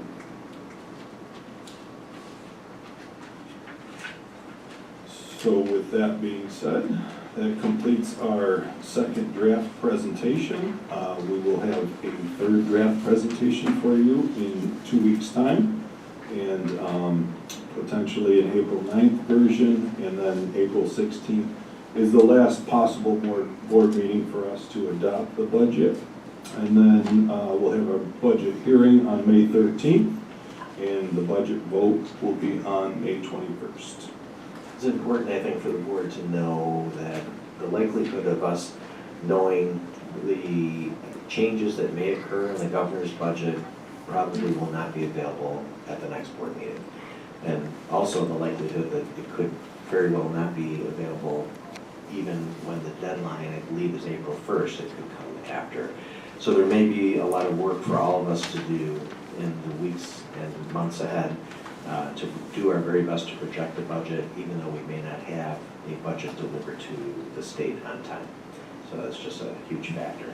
In my meetings, some of what they talked about is just the way the legislative sessions are this year. The way that they gather is a little bit later than it traditionally is, so that could push, you know, when we get more figures from them back, which, you know, kind of delays everything on our end as well. The budget was super late last year, wasn't it? Like, it was super late. Yeah, the difference was we knew that we were getting a healthy increase in foundation aid ahead of time. Now we're, you know, playing catch up. So. Thank you, Ashley. Thank you. Okay, that brings us to special education, pupil, and personnel services. All right, well, I have two quick action items, which would be the CPSC and the CSC program recommendations, please. And the second, all in favor? Aye. Any objections? Any abstentions? Motion carried 5-0. Sorry.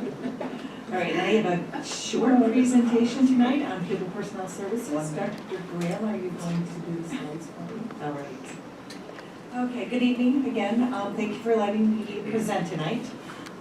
First slide shows many of the service that People Personnel provides, starting all the way in the beginning when a student registers, with the district and a laundry list of services that a student may need on their path to graduation. One of the highlights is that the last bullet has been changed. It used to be say COVID liaison, thank goodness, it's not that anymore.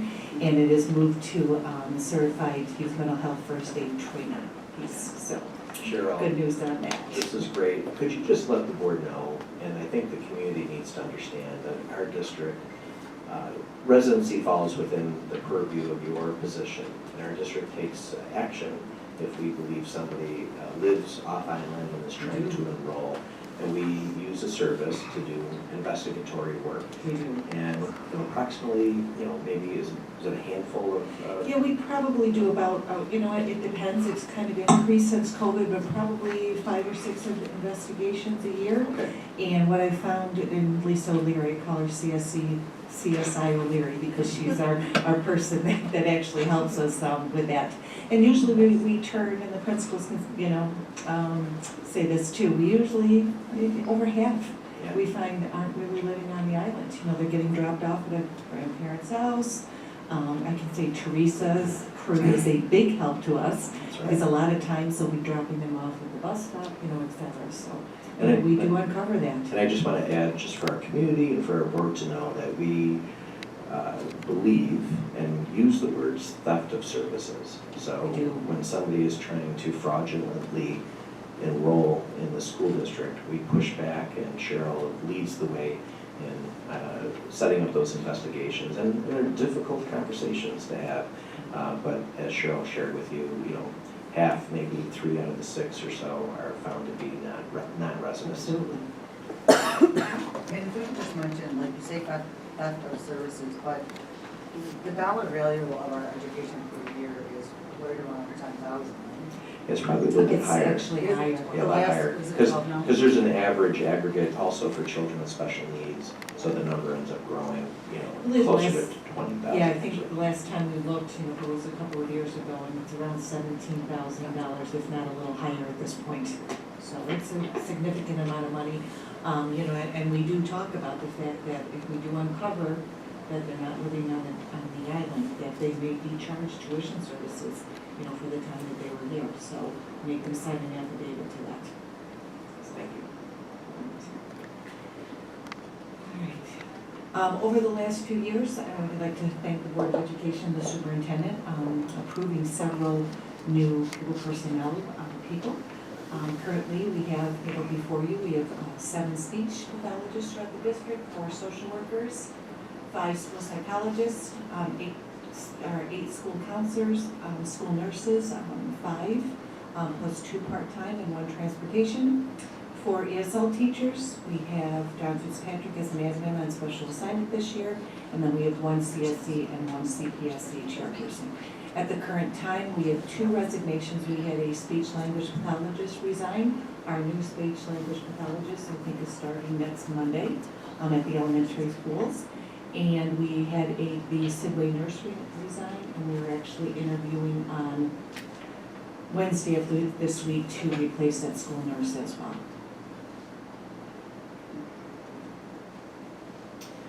For the next few slides, I wanted to highlight some of our services. We can start with family support services.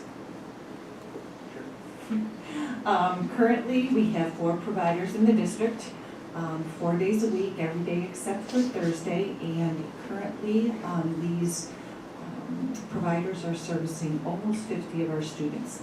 If you notice, Horizon Health Services is in our district office 3 days a week, helping to service our students. Still a very, very good partnership with all of these counseling services. Next slide, in addition to our family support services, I'm thankful to the Board of Education, the superintendent. We have 4 social workers that are split among the 5 buildings. I'm gonna go over this list in a minute, but I want you to make sure that you're looking at the fact that these tasks are above and beyond the social workers' mandated services. So they see students, they legally have to see students that have an IEP and or a 504 plan. But K to 12 this year, I meet with the social workers monthly. They have made over 1,000 attendance phone calls. They've seen above and beyond, 800 students for emotional or mental health, 300 students for social issues, 250 for behavioral, 150 family type issues, and they have made over 100 CPS calls this year. So they have been very busy K to 12. The 4 of them that work throughout the district.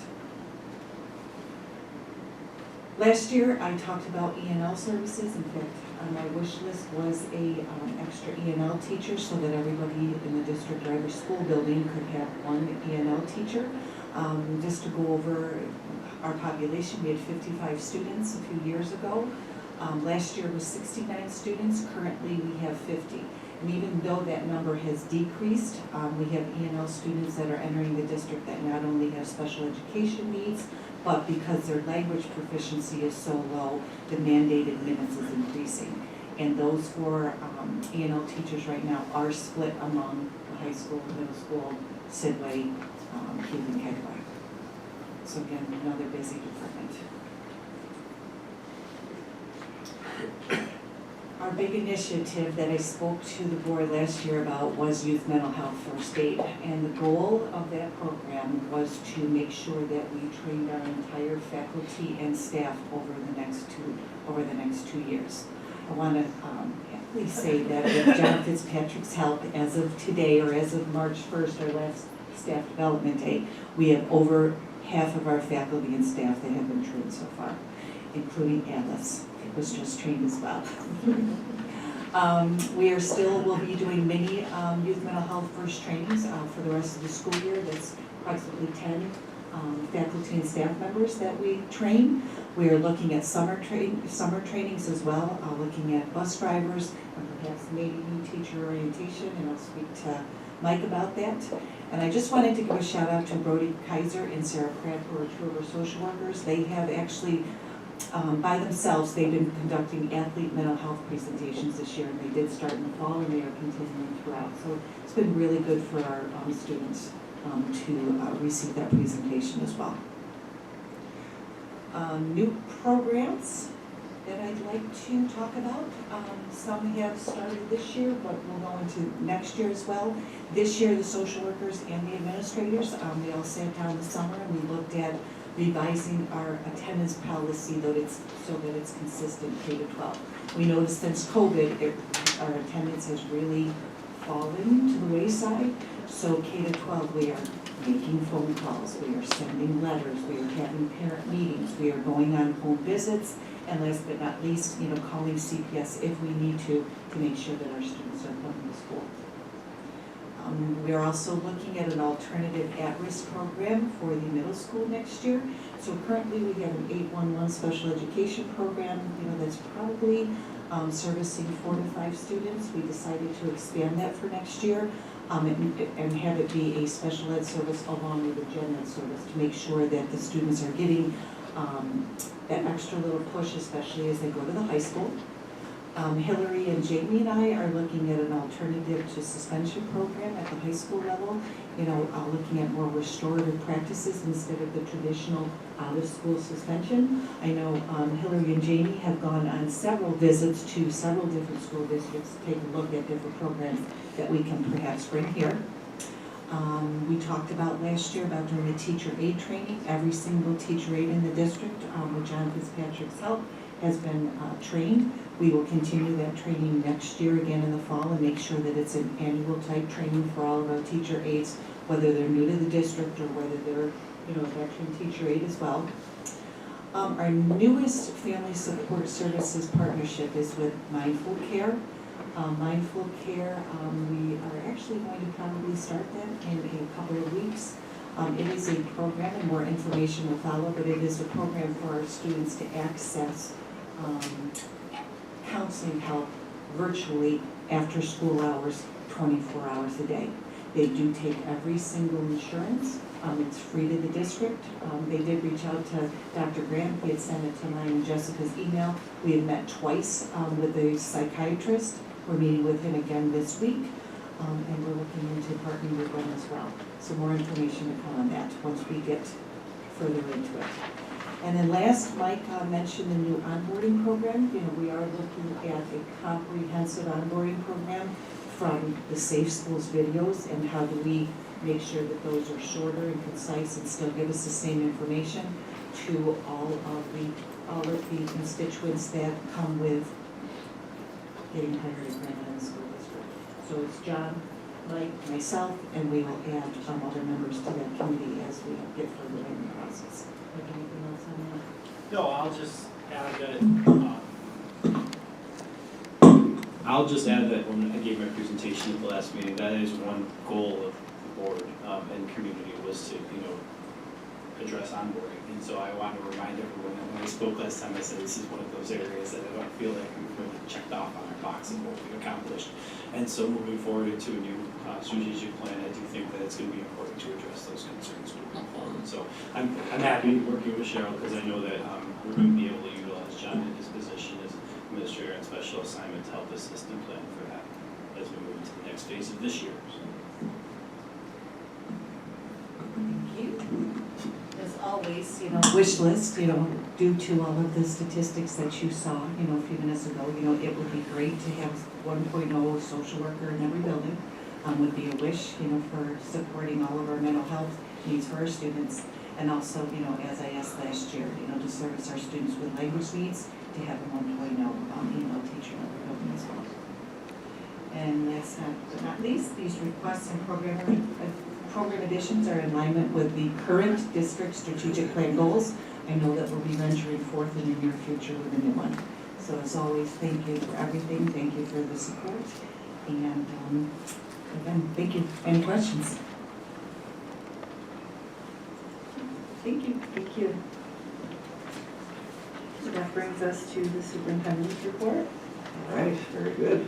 So we'll go through this quickly. I think we skipped it last time because we were so long, but I do appreciate sharing information. I did already touch on this, the work that Bob and I did in the past couple of weeks to meet with our New York State representatives, all very supportive, and they want to do as much as possible to support Grand Island, so we hope to see some good results in the near future. You may have seen the news last week. Thanks to a community forum, and then before that, a press conference at Kids Escaping Drugs that had Angela Mornello, Sean Ryan, Horizon Health Services, Kids Escaping Drugs, support people, Jessica Hutchins from our school district, and two other superintendents. We had a press conference to talk about what we're seeing in schools as it relates to cannabis, particularly cannabis that's being laced in the black market with amphetamines or opioids or other entities. We had that press conference. The week later, we had a community forum. During the community forum, we made sure that parents who were watching online or children who were watching online could type live questions to us through a Google form. So someone watching online could use their phone and hit a QR code and then communicate with us remotely. And that was where we got a tip that the two smoke shops on Grand Island were selling cannabis and other illegal drugs to children here on our island. So we got that tip. Hillary Chris Harvey and I did a little bit more background, a little bit more research, and then we communicated with the Erie County Sheriff's Department. They assigned a detective to the case, and then just on February 28th made an announcement that indeed it was true that the two smoke shops on Grand Island were dealing with illicit cannabis, and all of that was seized, money was seized, and we are grateful for the community forum, for the person who gave us that tip, and it turns out the tip was true. Any questions from the board? Okay. So that was good news to keep our children and those around them safe. So Unified Bowling wrapped up. It was a great year, a lot of fun, and just these pictures say it all. How proud our athletes are, and those who support our athletes. So we thank everybody involved in the Unified Bowling team. And up next is Unified Basketball. We had these amazing track athletes go to states. Personal best records have been broken, and Brooke Christensen was second, I believe, at states. Fourth overall in the public school weight throw. Haley Martinez did intersectional relay team, and their team was fourth in the state.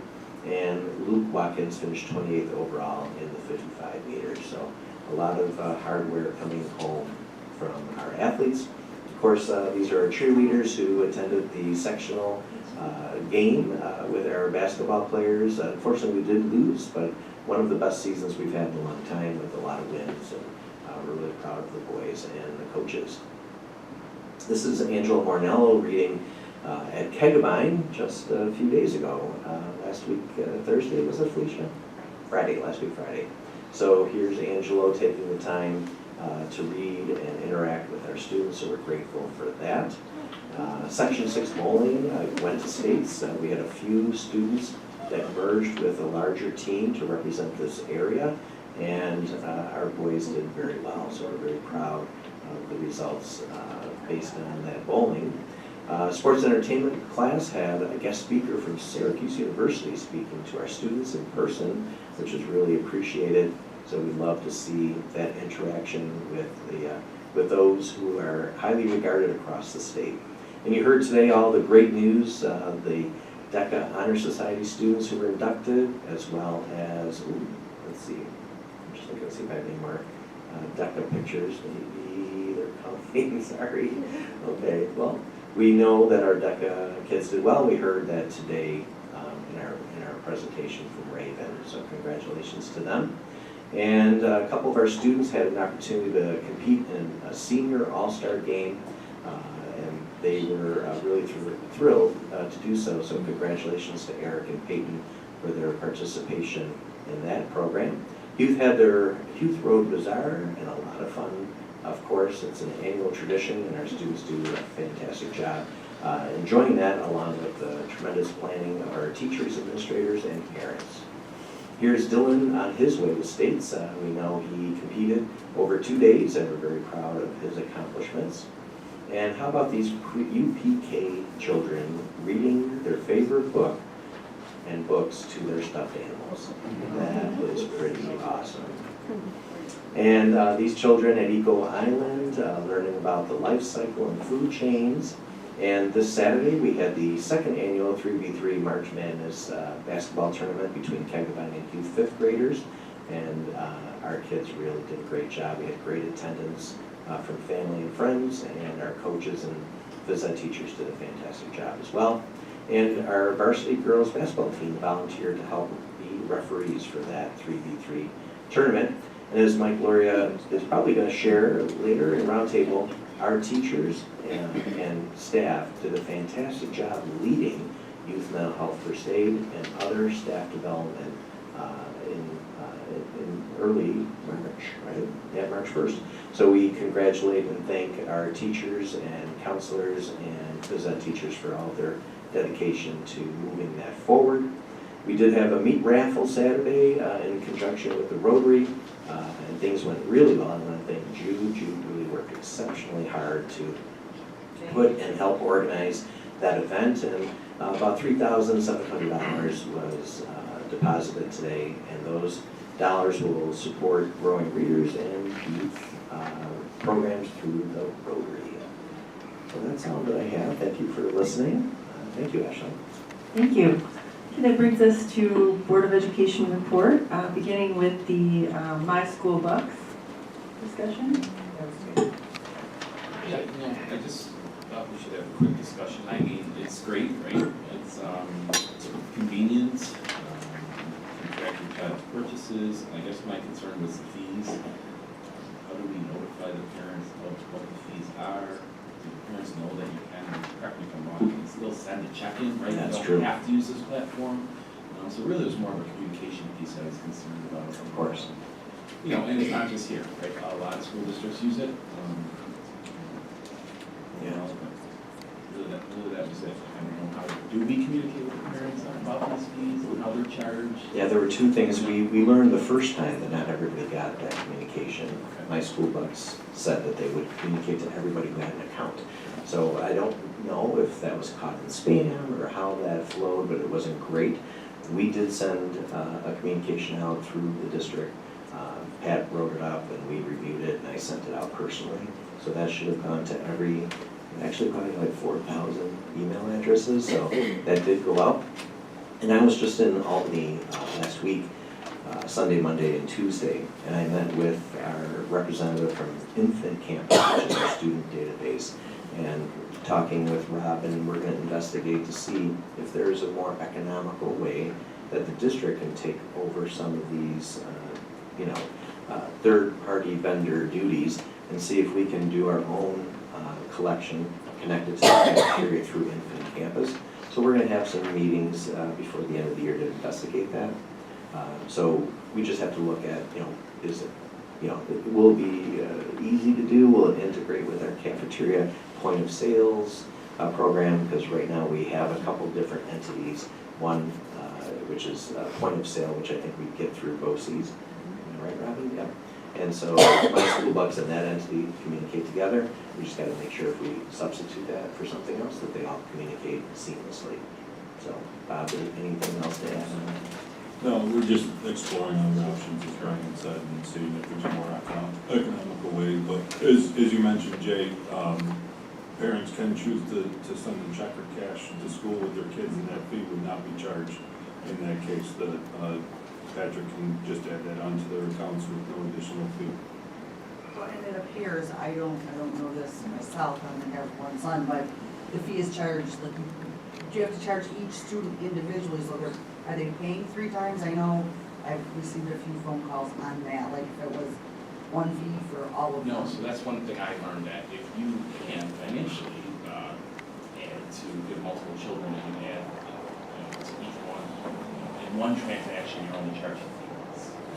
But sometimes parents are set up on recurring monthly, Right.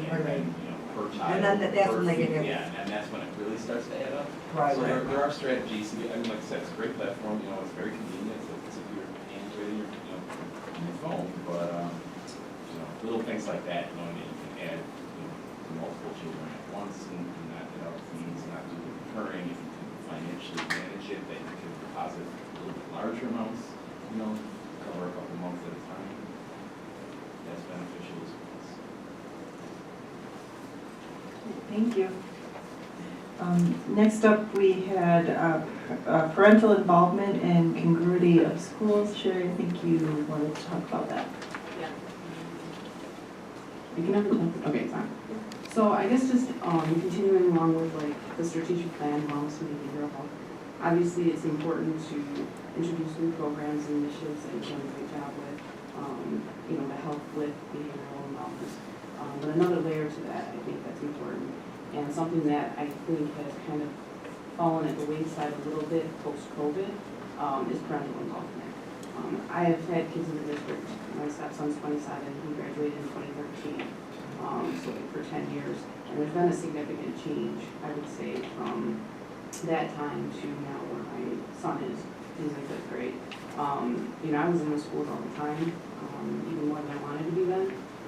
Because I was invited to constant, different events that were going on, not through the PTA, but through the teachers and just so many different events. I think I was in school every month to 2 months. I have not been to school for my son at all this year, unless it was a PTA event.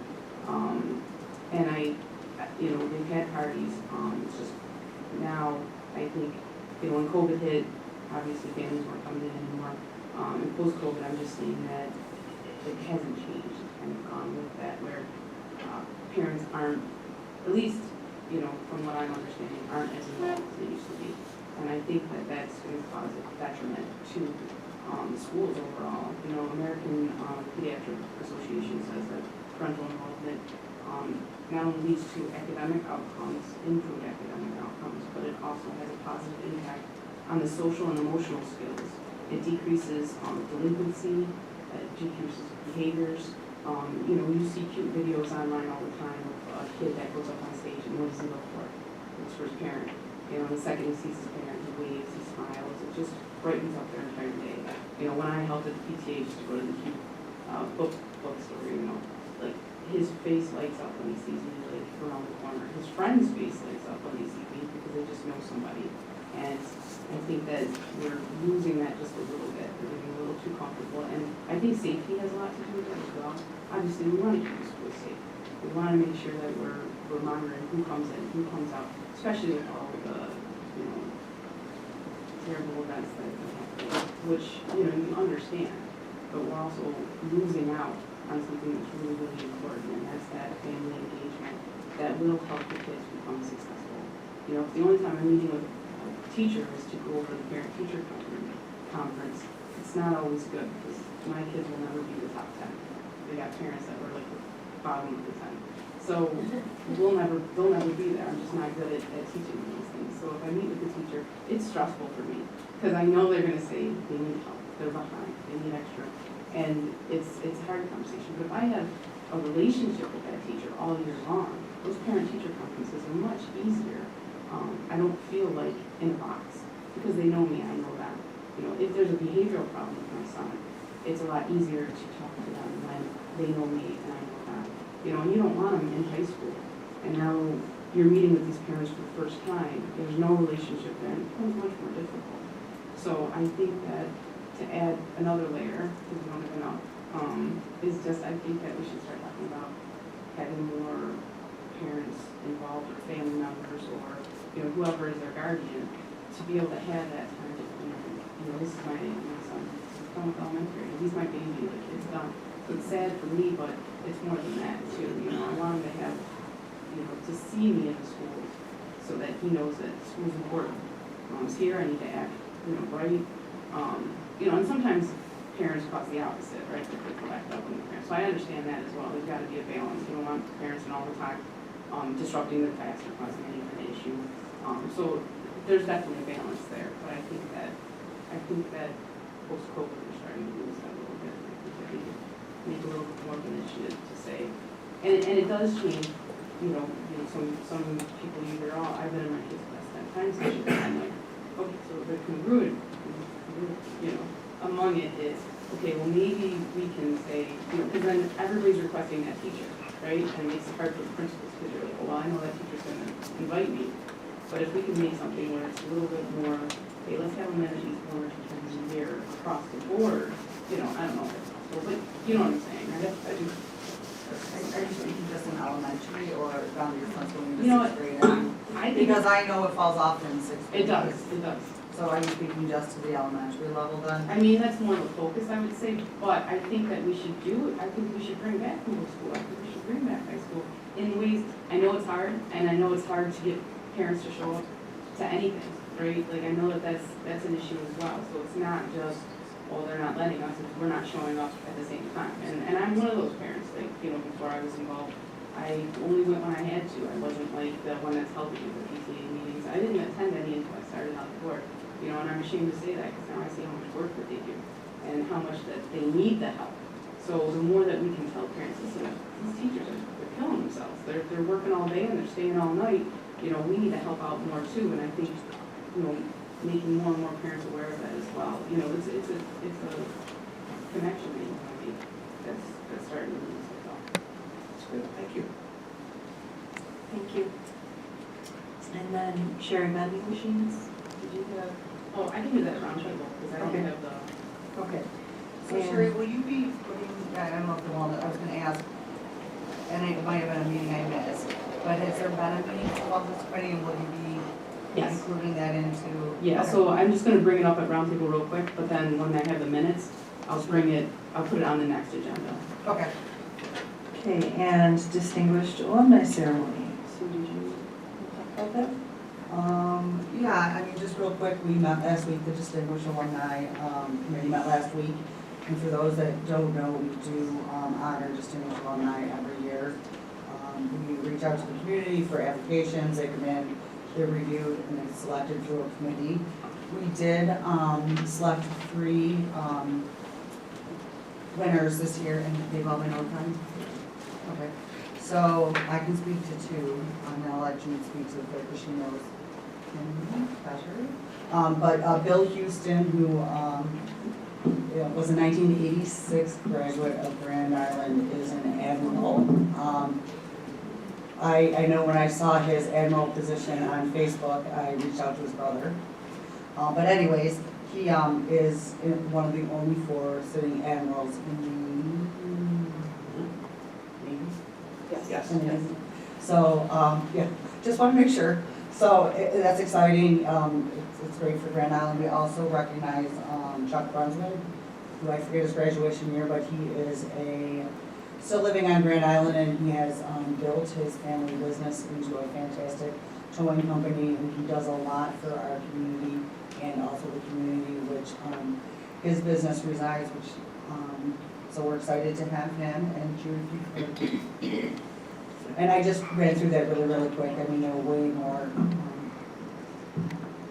So the other one is John Rumridge. He's class of '72.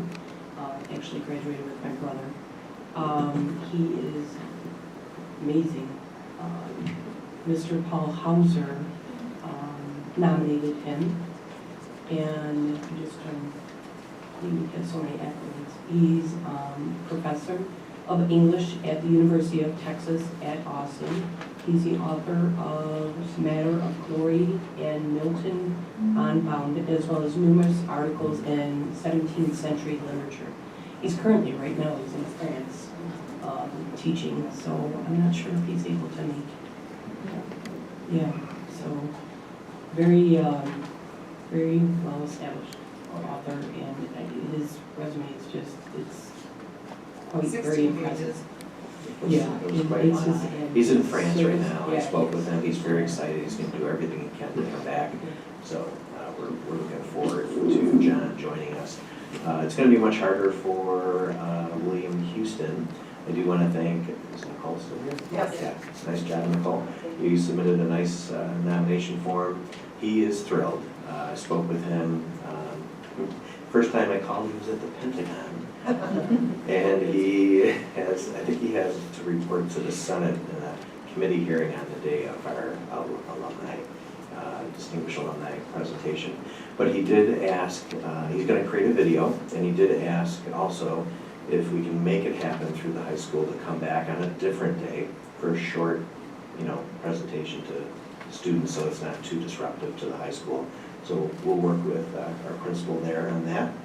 But he's just amazing, right? He's the director of the Naval Nuclear Propulsion Program, and I think he said he's one of only 6 4-star admirals in the entire Navy, and he came from Grand Island High School. So he'll have a lot to offer and a lot to certainly inspire others to consider that type of service for the United States.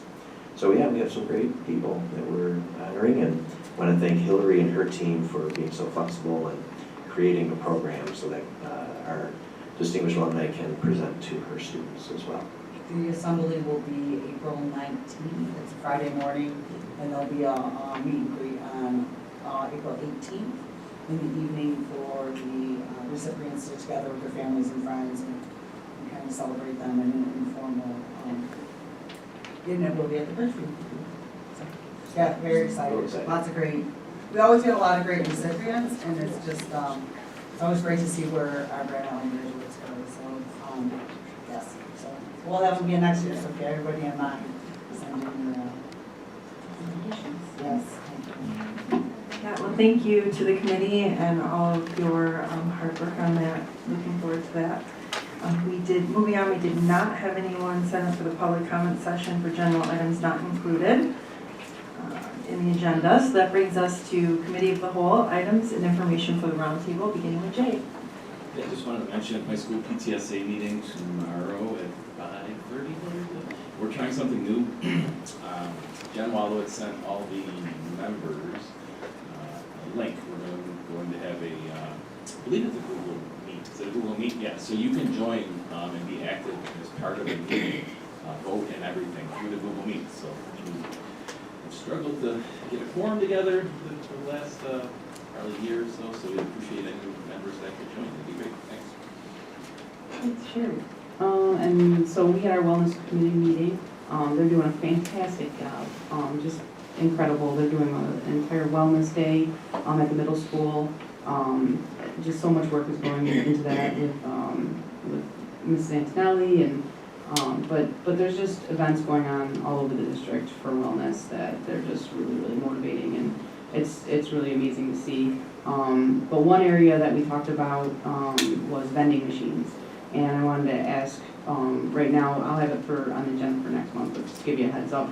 They really want to get healthy vending machines in the schools, but they're having a very difficult time, like, ending the contract with Pepsi.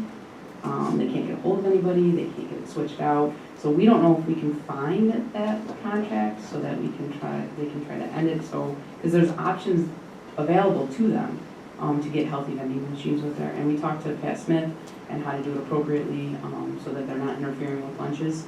And he was on board. So everybody's like set to do it. It's just we have to get these old vending machines out that do not have healthy options for the kids. Because a lot of the kids don't even want them either. So that would be great if we could figure that out for them and get some nice healthy stuff in there. And then I also went to the DEI. I have to say, out of all the meetings, I would have thought the wellness was my favorite, but the DEI is still my favorite. I love the stuff that you come up with and the conversations that are so important to have just about differences and talking about it. And I love the ideas that you have, Mr. Loria, about bringing it to staff and really having these deep conversations. You should see some of the stuff he does. It's just sad that it's so small because, like, just that sign that you had last time about, is this an oops, is this a, just understanding where somebody's coming from and our differences. So I just big applaud you for continuing that. Just want to see, the meat raffle was a lot of fun. The meat raffle, it was a lot of fun.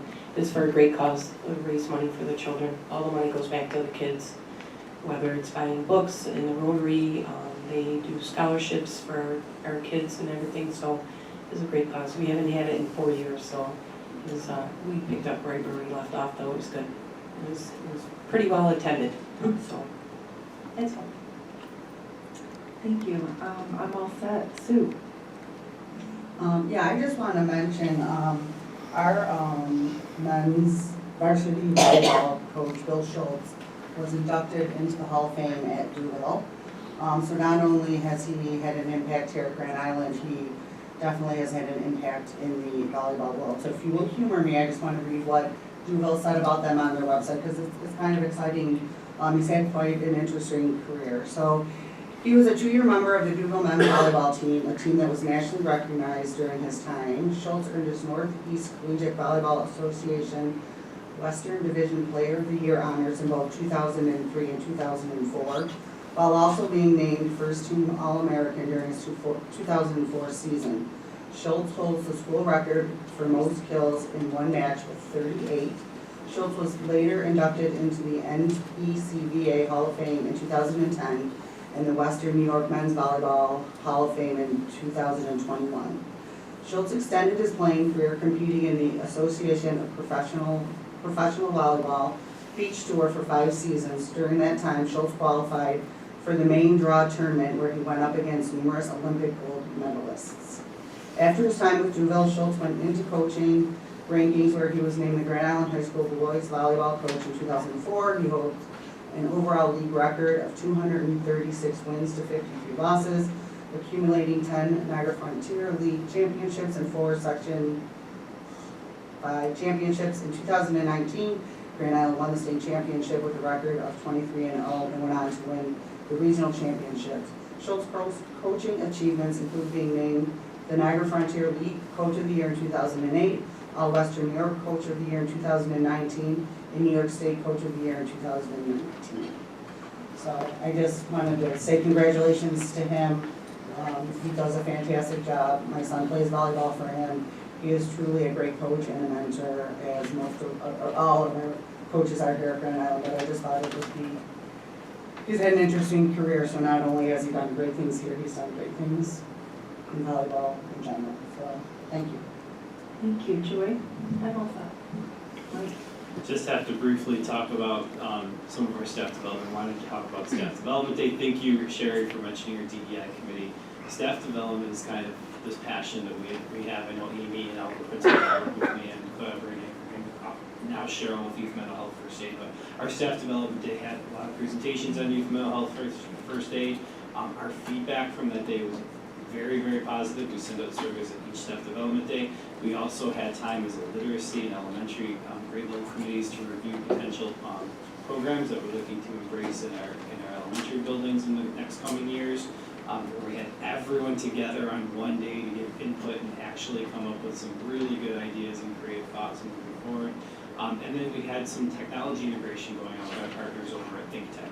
I did want to briefly mention this morning, thanks to Mike Antonelli and his crew and John Pedlow over at Sidway, and as well as Amy and our principals and many teachers were in attendance. We had a training with 70 individuals across Western New York coming to Sidway to sit down through an iReady presentation. If you don't know who iReady is one of our providers for benchmark assessments 3 times per year at the elementary, but they do a lot of great pedagogical PD. They also did today a great PD on RTI interventions and how to utilize the iReady data to do that. So we were really excited to welcome our neighbors from all the way down to Jamestown and even north of here. So it was a great day, and we're really proud of being able to say that Grand Island hosted that event. So. I just have one quick item. Sherry agreed with you about going by the wayside with COVID and committees and things like that. Just wanted to say that all of the principals have recently reconvened their shared decision-making teams. I know a couple of the buildings have already met in March. 3 of the other buildings will be meeting in April. They do have parent representatives on those teams, so hopefully, they're all here tonight. They heard what you had to say, so that can be part of their meetings, but I just wanted to give you an update on that.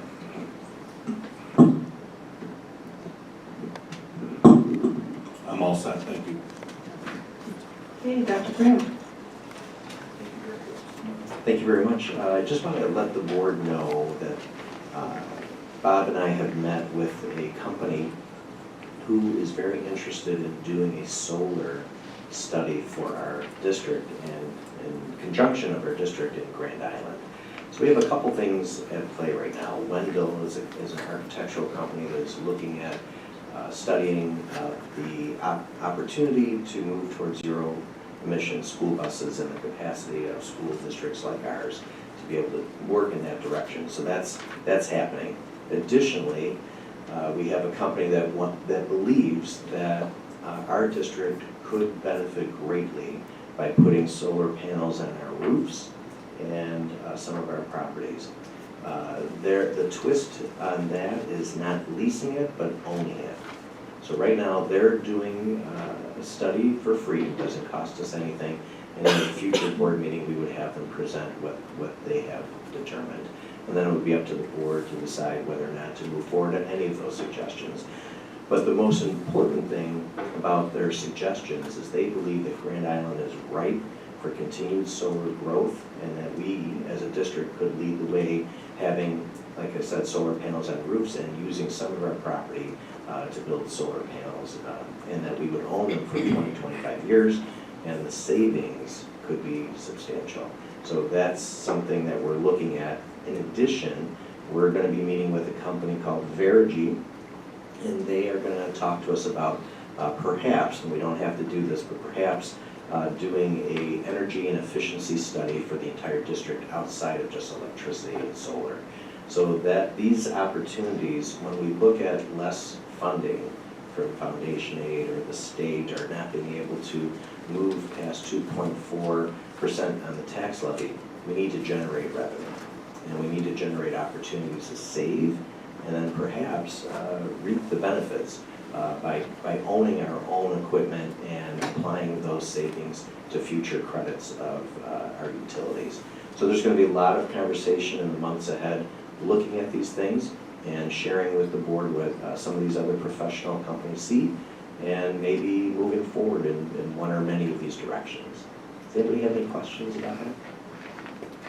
Can I just add something on that? Yeah, Brian? please, Bob, go ahead. So one of the reasons why it's more lucrative now than it has been in the past is some of the rebates and incentives that used to be available to private homeowners were not available to school districts and other organizations like that. So now they've expanded who's able to get those rebates, and those rebates are very significant. So it makes it much more of a good possibility to look into for us to explore options there, because those rebates can give a substantial savings up front too. So just wanted to get that on. Yeah, that's perfect, and then if it can reduce our budget costs and utilities, that'll help us focus on programs, which is always great. The last bit of news, Jude received a phone call from Tops Markets. If you live on the island and you attend Tops or visit Tops for shopping, there's a complete restoration going on right inside. It actually looks very vibrant. And Tops invited us to their ribbon cutting, which I think is coming up tomorrow. Did you? I see it on my calendar. But what's important, I just want to add that Tops is going to donate $1,000 to our district. And they're going to give us 20 gift cards with $50 attributed to each card. And those gift cards are going to go to our Family Support Services program, in which case then our social workers can work together to just help out some families. But that's a really nice, kind of a surprise, right? Yeah. So we'll go out there and participate in that tomorrow. If anybody wants to come by and take some pictures, that'd be great. Thank you. Oh, and Alice will be there. Thank you, Ashley. Okay, thank you.